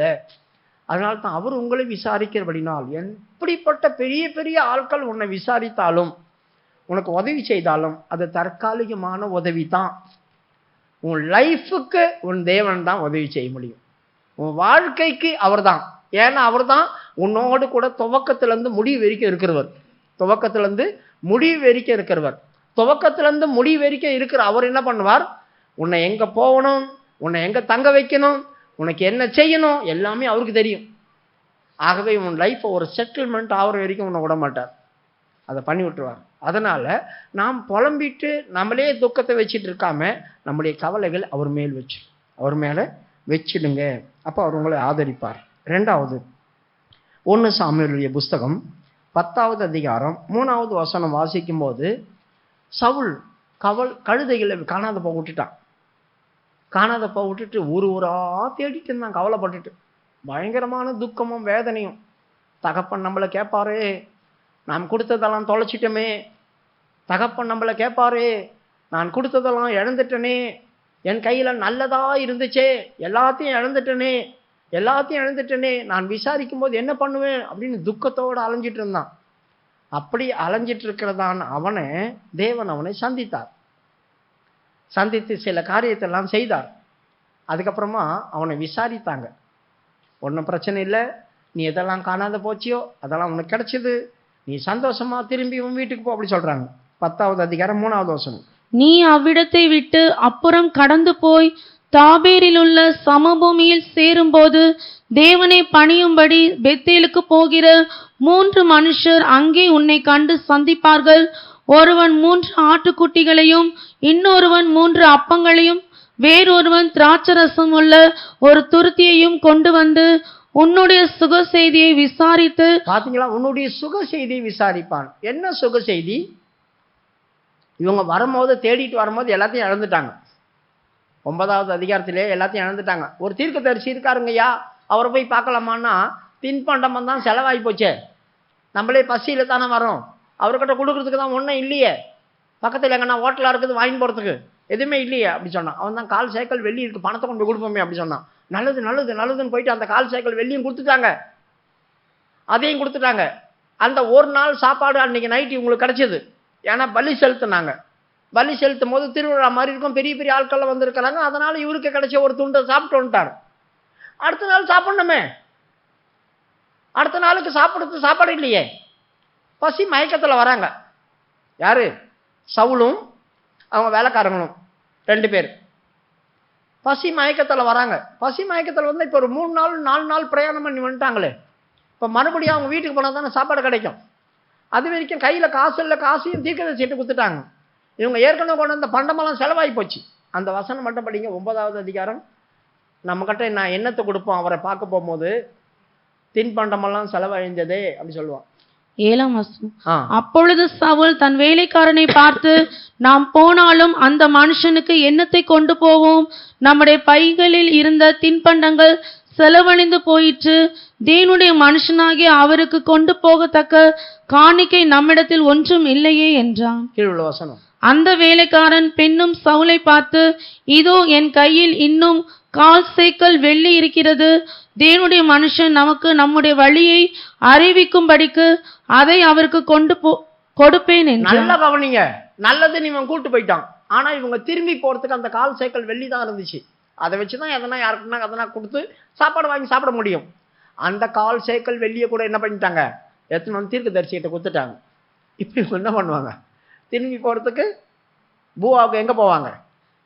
பசி மயக்கத்தில் போயிட்டு இருக்கிறாங்க. அதனால தான் இவன் தீர்க்கதரிசி அவங்கள்ட்ட தேவன் பேசுகிற மாதிரி தான் பேசி அமிச்சான். நீ இங்கேருந்து போகும்போது நீ பசி மயக்கத்தில் போவ, அதனால் உன்னை இந்த மாதிரிலாம் வந்து சந்திப்பாங்க, அவன் உன் சுக செய்தி விசாரிப்பான் அப்படின்னு என்ன அர்த்தம்? என்னப்பா சொந்த முகத்தோடு வர, என்னாச்சு? ஒன்றுமே இல்லைங்க, சாப்பிட்றதுக்கு ஒன்றுமே இல்லைங்க, 2 நாளாக பட்டினியாக கிடக்குன்னு வரோம், வயிறெல்லாம் பசியில் கிள்ளுது, மயக்கமாக வருது, இன்னும் 1 நாள் நாங்கள் பிரயாணம் பண்ணோம், போகிற வழியிலேயே மயங்கி கீழே வந்துடுமோன்னு பயமாக இருக்குது, என்ன பண்ணுறதுன்னு தெரியல. அதாங்க சுக செய்தி விசாரி. எப்படி இருக்கிற? நல்லா இருக்கிறியா? நாங்களே பசியிலெல்லாம் வரோம், அப்புறம் எப்படி சுகமாக வர்றது அப்படி சொல்லி கேட்டாங்க. அதனால தான் பரதவம் பார்த்து 2 அப்பத்தை கொடுக்குறாங்க. ஆட்டுக்குட்டி திராட்சை ரசம்லாம் வச்சுருக்காங்க, ஆட்டுக்குட்டியும் கொடுக்கல, திராட்சை ரசமும் கொடுக்கல, 2 அப்பம் கொடுப்பாங்க. உன்னுக்கிட்ட வாங்கிக்கோ, உன் பசி மயக்கம் தீரும். நம்ம விசாரிக்கிற நேரத்தில் கர்த்தர் நம்மளை விசாரிக்கணும் சாதாரண விஷயம் இல்லை. பட்னியாக விட்டுட்டு வேடிக்கை பார்க்க மாட்டார். எல்லாம் செலவழிஞ்சு போச்சு, இனிமே நான் என்ன பண்ணுவேன் அப்படின்னு ஆண்டவர்கிட்ட திகைச்சு போய் கவலைப்பட்டு போக வேண்டிய அவசியம் இல்லை. நீ போற வழியில யாராவது ஒரு ஆளை உங்களுக்கு நான் அனுப்புவேன், அவங்க மூலியமா உன்னை போஷிச்சிருவேன். நானே வானத்திலிருந்து லபக்குன்னு வந்து உன்னை கொடுக்க முடியாது. அப்படி கொடுத்தா தான் நம்ம பெரிய ஆள் ஆயிடுவோமே. அதனால ஆண்டவர் என்ன பண்ணுவாரு, யாராவது மனுஷங்க மூலியமா தான் உதவி செய்வார். அதனால இவர் பசி மயக்கத்துல போகும்போது இவர் விசாரிக்கிறாங்க சுக செய்தி. என்னப்பா சோர்ந்து போய் வர, முகமெல்லாம் வாடி கிடக்குது, சாப்பிட்டா தெம்பாயிடுவேன் அப்படி சொல்லுவாங்கல்ல, சாப்பிட்டா தெம்பாயிடுவேன், இந்தா 2 அப்பம் சாப்பிட்டுனே போ. அந்த 2 அப்பத்தை வச்சுதான் சாப்பிட்டு அவங்க வீடு வரைக்கும் வந்துட்டாங்க வெள்ளத்துல. யோசித்து பாருங்க, நம்மளை விசாரிக்கிற கர்த்தர் நமக்கு என்ன தேவைன்னு அவருக்கு தெரியும். அதனால தான் அவர் உங்களை விசாரிக்கிறபடினால் நீங்க எந்த காரியத்துக்காக கவலைப்படுறீங்களோ அவர்கிட்ட வச்சு அவர்கிட்ட அந்த காரியத்தை வைங்க. அவர் ஆதரிப்பார், உங்களை ஆதரிப்பார், உங்களுக்கு தேவையானதை கொடுப்பார் அப்படி சொல்லியிருக்கு. சரி, இப்போ பழைய ஏற்பாடு புதிய ஏற்பாட்டில் கர்த்தர் ஒருவனை விசாரித்தார். யோவானுடைய சுவிசேஷம் 5வது அதிகாரம் 5, 6 வசனம் வாசிக்கும் போது 38 வருஷமா வியாதியா படுத்திருந்தான் பாருங்க ஒருத்தன். விசாரிப்பற்றவனாய் கடந்தான். 38 வருஷமா நாத்தம் போட்சி இடத்துல கடந்தான். அவனை விசாரிக்கிறதுக்கு ஒருத்தனும் இல்லை. சுகமாவும் அப்படி சொல்லிட்டு நவுந்து போறதுக்குள்ள வேற எவனா விழுந்து சுகமாயிட்டு ஓடிடுவான். இப்படிப்பட்ட சூழ்நிலையில் இருக்கும் போது 38 வருஷமா அவன் இருக்கிறான்னு தெரிஞ்சு அவன் இயேசுவை பார்த்து, இயேசுவே இங்க வாங்க என்னை சுகமாக்குங்க அப்படின்னு அந்த பர்த்திமை குருடன் கூப்பிட்டான் பாருங்க. அந்த மாதிரி கூப்பிடல, யாருங்க போறது அப்படின்னு அவன் கேட்கல. அவன் கேட்டான், கூட யாருங்க போறாங்க, என்ன சத்தம், நசரனாகி இயேசு போறாருன்னோடனே அவன் கூப்பிட்டான், ஆண்டவரே வா, திரும்பியா எனக்கு உதவி செய்யன்னு கூப்பிட்டான். ஆனா இவன் அவர் பாட்டு படுத்துன்னு கிடக்கிறாரு. இனி என் வாழ்க்கை என்ன போல போகுது, இனி என் வாழ்க்கை எங்க மலர போகுது, இனி என் வாழ்க்கையில நான் எலும்பி நடந்து என்னத்தை கிழிக்க போறேன் அப்படி சொல்லி தான் படுத்துருந்தாரு.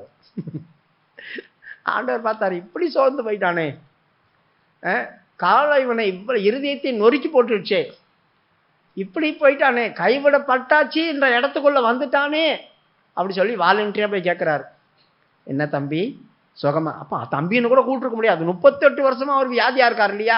இயேசு கிறிஸ்துக்கு 33 வயசு தான், 33 வயசு தானே. அப்ப 33 வயசுலயோ அவர் சந்திச்சிருக்கலாம். அப்ப அவரை பார்த்து தம்பின்னு கூப்பிட முடியாது இல்லையா. அவர் எத்தனை வயசுல வியாதிப்பட்டாரோ, 38 வருஷமா வியாதிலேயே கிடக்கிறாரு. அதுக்கு முன்னே எத்தனை வயசுல அவர் நல்லா இருந்தாரு தெரியாது. அப்போ ஒரு முதிர் வயசா இருக்கலாம். ஐயா நீங்க சுகமாக விரும்புறீங்களா? ஆச்சரியமா பார்த்துருப்பாரு. என் வாழ்க்கையிலேயே கேட்காத வார்த்தை, யாருங்க நீங்க, சுகமாக விரும்புறியா? ஐயா கொலானுமோ கலங்குச்சியா, நான் போகும்போது எவனை என்னை தூக்கிட்டு போக மாட்டானுங்க, அவன் போய் தபுக்குன்னு விழுவானுங்க. நான் நவுந்து போறதுக்குள்ள கலங்கன இதெல்லாம் இவனுங்க கலைக்கு விட்டு சகதியெல்லாம் மேலே கொண்டு வந்துருவானுங்க. என்ன பண்றதுன்னு தெரியாம நான் பாட்டுன்னு திரும்பி வந்துடுவேன், எவனோ போயிடுவான். 38 வருஷமா சுகமாயிடுவேன் தான் உக்காண்டுக்கிறேன், சுகமாவலியே அப்படி சொன்னான். ஆண்டவர் சொன்னார், பாவம் நீ படுக்கை எடுத்துக்கொண்டு நட. நாங்க படுக்கை எடுத்துக்கொண்டு நடப்பண்ணா, நான் படுக்கை எடுத்துக்கொண்டு நட. கையை பார்த்தார், முறுக்குது அடியே, ஏன்னா படுத்த படுக்கையில் இருக்கிறாள். காலெல்லாம் பார்த்தாரு, என்ன காலம் நிறைக்குது, புது பேலன் வர மாதிரி இருக்குது. அவ்வளோதான், எழும்புனான், கட்டப்பட்டான்னு சுருட்டினான், தூக்கி தோல்ல போட்டான், டாங் போறாரு. ஆசாரியர்கள் பார்க்குறாங்க, யார் அவன் படுக்கை எடுத்துட்டு தோல் மேலே வச்சுட்டு போறான், உமாரியும் 38 வருஷமா படுத்துருந்தேனே நான் தான், யாரை கேட்டு எழும்பினேன்? ஓயா 38 வருஷமா நான் படுத்துட்டு கிடந்தேன், ஒருத்தனா அவன் சாப்பிட்டியா, என்ன பண்ற, எப்படி இருக்கேன்னா கேட்டீங்களா? இப்ப படுக்கை எடுத்துட்டு நான் போகும்போது மட்டும் எங்க பேர கேட்க வந்துட்டார். அப்படி எங்க பேர வீட்டுக்கு தான் போவேன். இவ்வளவு நேரம் இங்க படுத்துருந்து போதாதா, உன்னமா நான் படுக்கணும், இன்னைக்கு ஓய்வு நாள், எதுக்கு படுக்கை எடுத்துட்டு போறேன்? ஆமா ஓய்வு நாள், கிழிஞ்சு ஓய்வு நாள், பய வேலையை பார்த்துட்டு. அங்க ஒருத்தர் சொன்னார், படுக்கை எடுத்துக்கிட்டு நடேன். நடக்கிறேன், கடன்னு போயிட்டான். பார்த்தீங்களா, நம்மளை விசாரிக்கிறவர் மட்டும் நம்ம கிட்ட வந்தா மற்றவன் கண்ணுக்கெல்லாம் ரத்த கண்ணீர் வஞ்சிரும். உண்மையா சொல்றேன், உங்களை விசாரிக்கிறவர் மட்டும் உங்க பக்கத்துல வந்துட்டாருன்னா படத்தை படிக்க இருந்து அப்படியே போய் சேர்ந்துருவான் அப்படின்னு நினைக்கிறாங்க. அவங்களாம் ஒன்று ஆச்சரியமாக பார்ப்பாங்க. எப்படி எழும்புனான் அவன், எப்படி வெளியே வந்தான், எப்படி இந்த மாதிரி நடந்துச்சு, இவன் அப்படியே படத்தை அழிஞ்சில போகணும். நம்மளை யாரெல்லாம் நாசமாகணும்னு நினைக்கிறாங்களோ ஆண்டவர் பார்த்தா நம்மளை விசாரிக்கிறபடினால் நம்ம அதெல்லாம் இது வரைக்கும் நம்மளை படுக்க வச்சிருந்தாலும் தூக்கி நம்ம மேலே வச்சுட்டு போயிட்டே இருப்போம். யோசித்து பாருங்க, யாரா உன்னை குணமாக்கணுன்னு கேட்டா யாருன்னு எனக்கு தெரியாதுன்ட்டான். குணமாக்குனவர் கூட இன்னார்னு தெரியாது அவனுக்கு. அதுக்கப்புறம் தான் அவன் தேவாலயத்தில் ஆண்டவரை பார்த்து இயேசு என்னை குணமாக்கினான்னு போய் சொன்னான். நீங்க கேட்டீங்களே யாரோ ஒருத்தர் குணமாக்கினார் யாருன்னு, அப்ப எனக்கு தெரியாதுங்க. இப்ப அவர் தாங்க போதனை பண்ணிட்டு இருக்கிறாரு. இயேசு நசனாகிய இயேசு அவர் தான் என்ன குணம் சொன்னார், நீங்க போய் கேட்டுங்க அவர் அப்படி சொல்லிட்டு போயிட்டான். யோசித்து பாருங்க, தேவன் அவர் யாருன்னே நமக்கு தெரியலன்னா கூட நமக்கு உதவி செய்ய வல்லவராக இருக்கிறார். இயேசு கடவுள் அப்படின்னு தெரிய வேண்டிய அவசியம் இல்லை. அவர் உன்னை விசாரிக்கிறபடினால் அவர் மேல் உன் கவலை வச்சிடு, அவர் பார்த்துக்கொள்வார், உன்னை ஆதரிப்பார், உனக்கு அவர் உதவி செய்வார். அவர் சகலத்தையும் செய்ய வல்லவராக இருக்கிறார். அவர் என்னை விசாரிக்கிறார். நமக்கு எப்படியெல்லாம் கவலை வருது? மத்தேயுடைய புஸ்தகம் 6வது அதிகாரம் 25வது வசனம் வாசிங்க. ஆகையால் எண்ணத்தை உண்போம் எண்ணத்தை குடிப்போம் என்று உங்கள் ஜீவனுக்காகவும் எண்ணத்தை உடுப்போம் என்று உங்கள் சரீரத்துக்காகவும். கவலை எதுக்கு வரும் அதிகமா மனுஷனுக்கு? எண்ணத்தை உண்போம், நாளைக்கு என்ன சாப்பிடலாம், கறி வாங்கி மீன் வாங்கி, ஆனா சாம்பார் சாம்பார், பருப்பு என்றால் வெறுப்பு, ரசம் ரசம் என்றால் விஷம், கறி கறி என்றால் வெறி. அப்படி சொல்லிட்டு சாப்பாட்டுக்காக கவலைப்பட்டு செத்துருவோம் நம்ம. எண்ணத்தை உண்போம், எது கிடைச்சாலும் சோத்திரம் பண்ணி உண்போம் அப்படின்னு நம்மளுக்கு வாயில வருதா? எது கிடைச்சாலும் சோத்திரம் பண்ணி உண்போம், இதுதான் எனக்கு கிடைக்கணும்னு கேட்போம். ஆகவே எண்ணத்தை உண்போம் எண்ணத்தை குடிப்போம் என்று நீங்க ஏன் கவலைப்படுறீங்க? கர்த்தர் பாருங்க, ஆகாயத்து பறவைகளை கவனித்து பாருங்க, அவைகள் எதுக்காவது கவலைப்பட்டிருக்கா? அது விதைக்கிறதும் இல்லை அறுக்கிறதும் இல்லை, நீங்க எல்லாம் வேலையும் செய்றீங்க. அவைகளை பார்க்கல, நீங்கள் விசேஷிக்கப்பட்டவர்களேவா? உங்களுக்கு தேவையானது உங்களுக்கு ஆண்டவர் தருவார். ஆண்டவர் என்ன பட்னியா விட மாட்டார், கண்டிப்பா அவர் எனக்கு தருவார் அப்படி சொல்லிட்டு உட்காந்துருந்தீங்கன்னா கண்டிப்பா தருவார். நான் ட்ரைனிங்கில் இருக்கும்போது ராபோஜனம் 1 வாரம் பட்னியா கிடக்கணும். நான் சோம்பேறி, அப்படியே பசி மயக்கத்தில் படுத்துட்டு இருப்பேன். அங்கேருந்து வந்து இப்படி லைனாக மேலே ரூம் இருக்கும், ஜென்ரேட்டர் ரூமுக்கு டீ வச்சுட்டு சாயா அப்படி சொல்லிட்டு போயிடுவானுங்க. நம்ம எழும்பி போகிறதுக்குள்ள பசியில் இருக்காங்களா, அவன் இவ்வளோ பெருசாக பிளாஸ்டிக் கப்பு இருக்கும், 2 கப்பில் குடிச்சிடுவானுங்க. நான் போய் கடைசியில் திறந்தா கருப்பாக நம்ம கொட்டும் மண்டி, கோபமாக வரும். மறுபடியும் மேல் படுத்துக்குவேன். ஒரு நாளைக்கு 3 டைம் டீ வைப்பாங்க. நான் போய் இருந்தெல்லாம் மாற்ற கொடுத்தா, நீ சீக்கிரமாக இறங்கி வரணும், உன்னை தூக்கிட்டு வந்து அப்படி வச்சு டீ ஊற்றி வாயில் ஊற்றுவாங்களா? சரி என்ன பண்ணுறது, பசியில் கவனம் போய் படுத்துக்கிறோம்.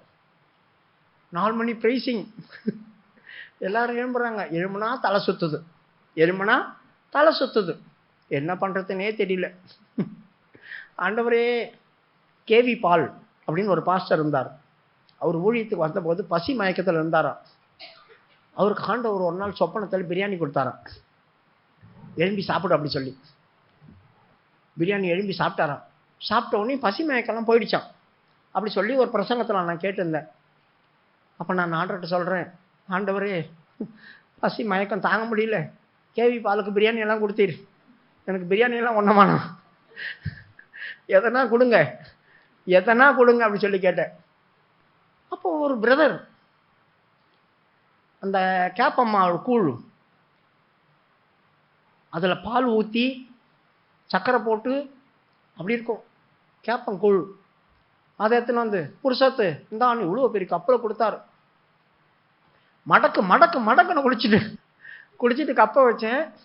எழும்பி சர்ச்சையை போட்டு பார்த்தா கப்பம் காணும். கனவுல தான் குடிச்ச போல இருக்கு. கடன்னு பிரைசிங்கில் என்ன பண்ணேன், ஷர்ட் இப்படி கைட்டி போடுவோம்ல, திருப்பின ஷர்ட்டையை மாட்டி இது இந்த பக்கம் இருக்குது,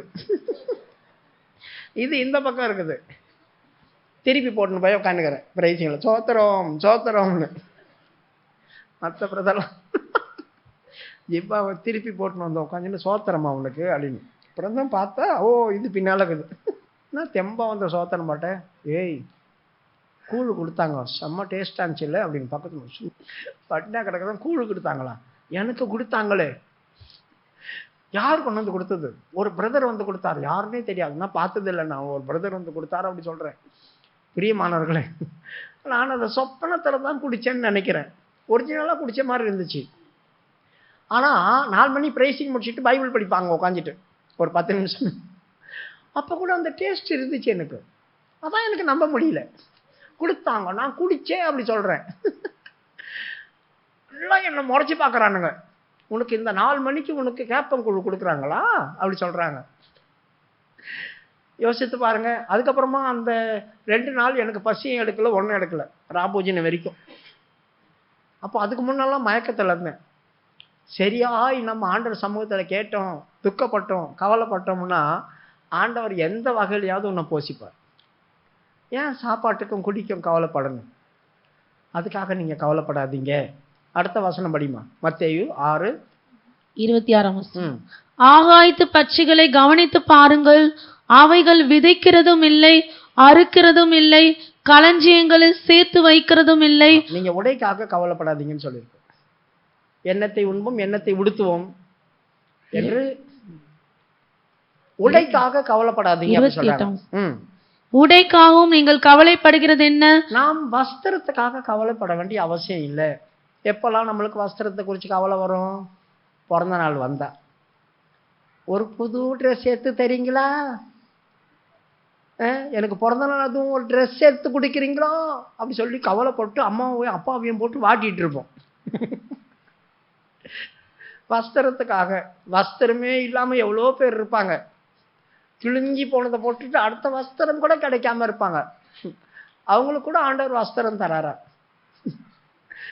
பாம்பேல கொஞ்ச நாள் இருந்தேன். குளிர் டைமில் இந்த பிளாட்ஃபார்ம் ஓரமாக படுத்துட்டு இருப்பாங்க. அங்கே படுத்துட்டு இருக்கும்போது ஒரு 12 மணிக்கோ 11:30 மணிக்கோ சூடாக இருக்கும். கொஞ்ச நேரத்தில் தூங்கிட்டு இருக்கும்போது கண்ணை திறந்து பார்த்தா ஒரு பெரிய கம்பளி, அப்படி இல்லை ஒரு பெட்ஷீட்டு புதுசாக. யார் வந்து போத்துவாங்கன்னு தெரியாது. வசதியானவங்க யாரோ வந்து ரோட்டில் படுத்துருக்குறாங்களே, குளிரும், போத்தி விட்டு போயிடுவாங்க. அடுத்த நாள் என்ன பண்ணுவாங்க? அதை எடுத்துன்னு போயிட்டு ஒரு 20 ரூபாய்க்கு 30 ரூபாய்க்கு விற்றுருவானுங்க. விற்றுட்டு அடுத்த நாளில் வெறுமையாக பார்த்துட்டு மறுபடியும் வந்து போத்துறதுக்கு என் மேலே 2 வாட்டி போச்சிருக்காங்க. நாங்கள் வேலை செய்த கடையிலேருந்து வெளியே வந்து படுத்துக்குவேன். நல்ல நல்ல சொட்டரெல்லாம் கிடைக்குதே அப்படி சொல்லிட்டு 2 வாட்டி, ஒரு வாட்டி சொட்டர் கிடச்சிது, ஒரு வாட்டி எனக்கு பெட்ஷீட் கிடச்சிது. செம்மையாக இருக்கும். போத்தி விட்டு போயிட்டே இருப்பாங்க. அது போத்தின கூட தூக்கி தலையில் வச்சுட்டு வெறுமையாக தான் பார்த்துருவோம். மறுபடியும் வேற எவனை வந்து போத்துவாங்க அப்படின்னு. வஸ்திரத்துக்காக நம்ம கவலைப்பட வேண்டிய அவசியம் இல்லை. கல்யாணம் வந்தா, ஃபங்க்ஷன் வந்தா, எதுனா வந்தாக்கா புதுசாக ட்ரெஸ் போட்டு மினிக்குன்னு காட்டணும். அப்போ தான் நம்மளுக்கு சந்தோஷமா. எவ்வளோ பிரச்சனை. துணி வாங்கி கொடுக்கலான்னு வீட்டில் எவ்வளோ பெரிய சண்டை வருது.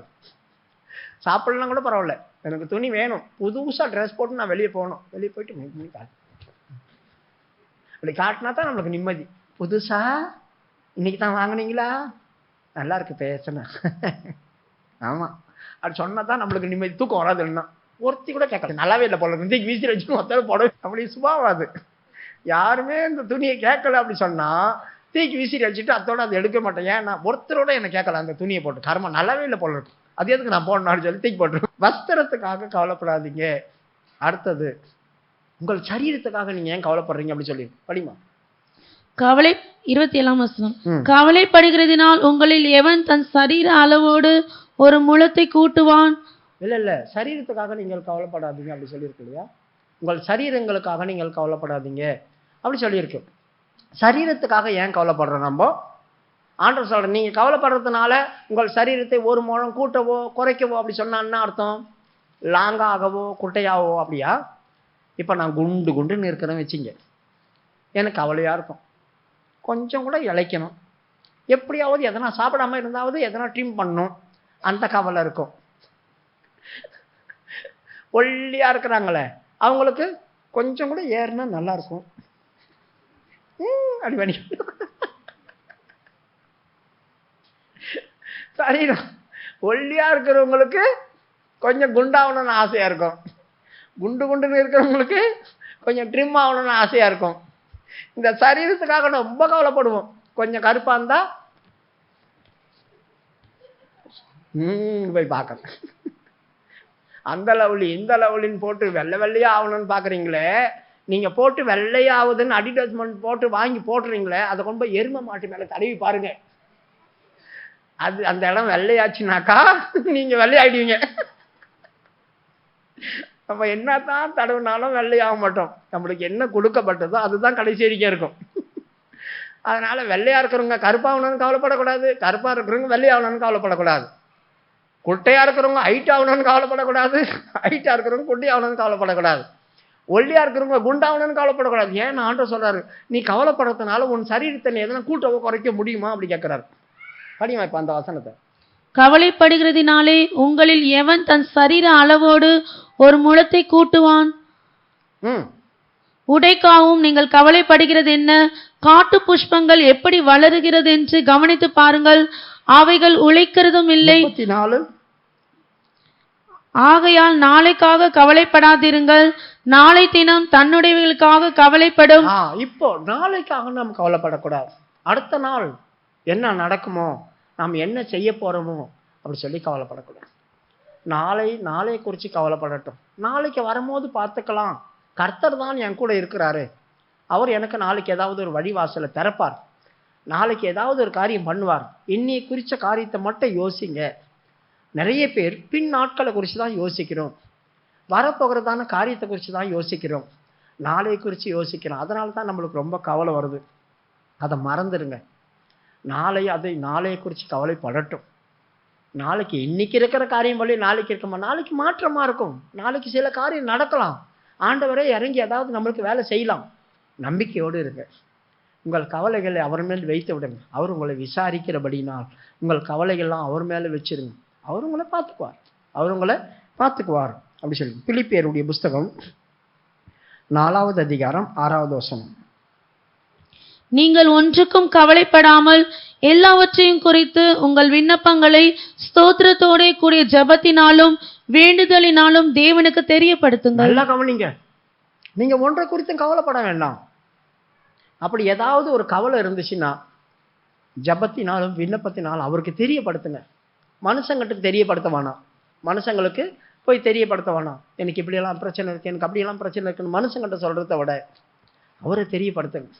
நீர்தானே எங்கள் வாழ்க்கையை மாற்ற வல்லவர், நீர்தானே எங்களை செட்டில்மெண்ட் பண்ணி ஒரு இடத்துல கொண்டு போய் ஸ்தாபிக்க வல்லவர், நீர்தானே கொண்டு போய் சேர்க்க வல்லவர், நீர்தானே இந்த பூமியில் எங்களுக்கு தேவையானதை கொடுக்க வல்லவர். இவ்வளவு காரியத்தை நீர் செய்யும் போது நான் எதுக்கு மற்றவங்கள்ட்ட போய் போராடணும், துக்கப்படணும், கவலைப்படணும்? நான் உங்கள்கிட்ட சொல்றேன், விண்ணப்பத்தோடும் வேண்டுதலோடும் அவருக்கு தெரியப்படுத்துங்க. என் பிரச்சனை உங்களுக்கு என்னன்னு தெரிய வரட்டும் ஆண்டவரே அப்படி சொல்லுங்க. அவருக்கு தெரிய வரும்போது அவர் உங்களுக்கு காரியங்களை வாய்க்கு வரும் மாதிரி மறுபடியும் அந்த வசனத்தை. நீங்கள் ஒன்றுக்கும் கவலைப்படாமல் எல்லாவற்றையும் குறித்து உங்கள் விண்ணப்பங்களை ஸ்தோத்திரத்தோட கூடிய ஜெபத்தினாலும் வேண்டுதலினாலும் தேவனுக்கு தெரியப்படுத்துங்கள். அப்பொழுது எல்லா புத்திக்கும் மேலான தேவ சமாதானம் உங்கள் இருதயங்களையும் உங்கள் சிந்தைகளையும் கிறிஸ்து இயேசுக்குள்ளாக காத்து கொள்ளும். நல்லா கவனிங்க. எல்லாவற்றுக்கு மேலாக உங்களுக்கு சமாதானத்தையும் சந்தோஷத்தையும் கிறிஸ்து இயேசுக்குள் உங்கள் சிந்தையை பாதுகாத்துக் கொள்வார். நீங்க அவர்கிட்ட சொல்லிட்டு கூட அதை கவலைப்பட வேண்டிய அவசியம் இல்லை. என் இயேசு பார்த்துக்குவார், என் இயேசு பார்த்துக்குவார். நான் அவர்கிட்ட ஜெபிச்சிருக்கேன், நான் அவர்கிட்ட சொல்லியிருக்கிறேன். அவர் நடக்க வேண்டிய ஏற்ற வேலை வரும்போது நடத்திடுவார். அந்த டைம் வரும்போது அவருக்கு இதை செஞ்சு முடிப்பார். அவர் அதுக்காகவே காத்திருக்கிறார். கர்த்தர் உங்களுக்காக காத்திருக்கிறார் அப்படி சொல்லி ஏசாயாவுடைய புஸ்தகத்தில் இருக்கு. அவருக்காக காத்திருக்கிறவர்கள் பாக்கியவான்கள். நம்ம எப்போ அவர்கிட்ட இந்த விஷயத்தெல்லாம் தெரியப்படுத்துவோம்னு கர்த்தர் நமக்காக காத்திருக்கிறாராம். ஏசாயாவுடைய புஸ்தகம்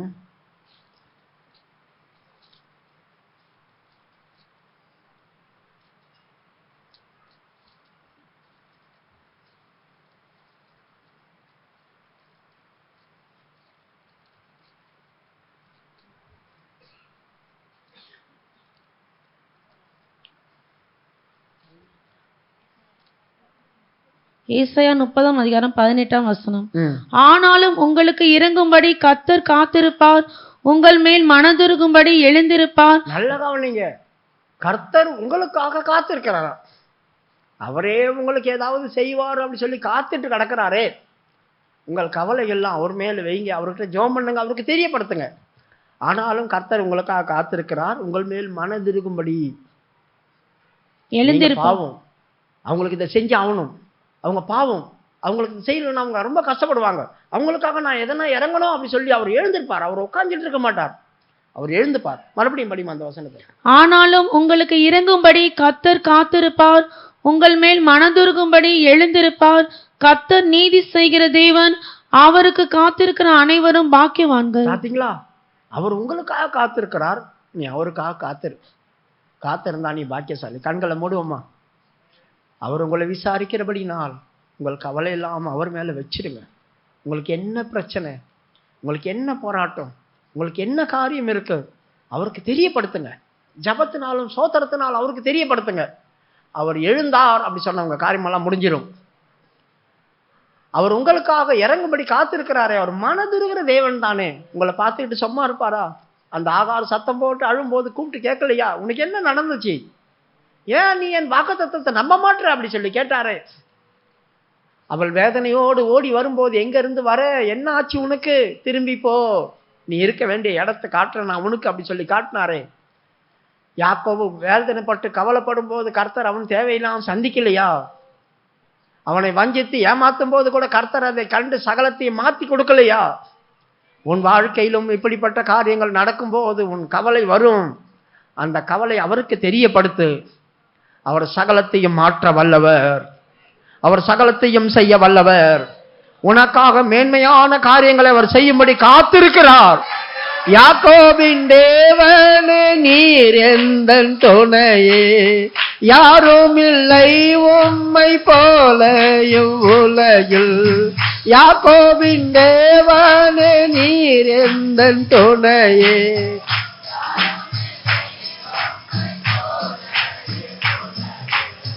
நாச உலகம் என்னை தள்ளிட்டாலும் நாதனி மாத்திரம் என் சந்தோஷம். நாச உலகம் என்னை தள்ளிட்டாலும் நாதனி மாத்திரம் என் சந்தோஷம். யாக்கோபின் பிரியமானவர்களே, இந்த வார்த்தையெல்லாம் தயவு செய்து மறந்துடாதீங்க. உன் மனதிலே வைத்துக்கொள். அவரிடத்தில் உன் காரியங்களை தெரியப்படுத்து. நிச்சயமாய் இந்த மாசம் முடிவதற்குள்ளே உனக்காக செய்ய வேண்டிய காரியத்தை அவர் எழும்பி செய்வார்.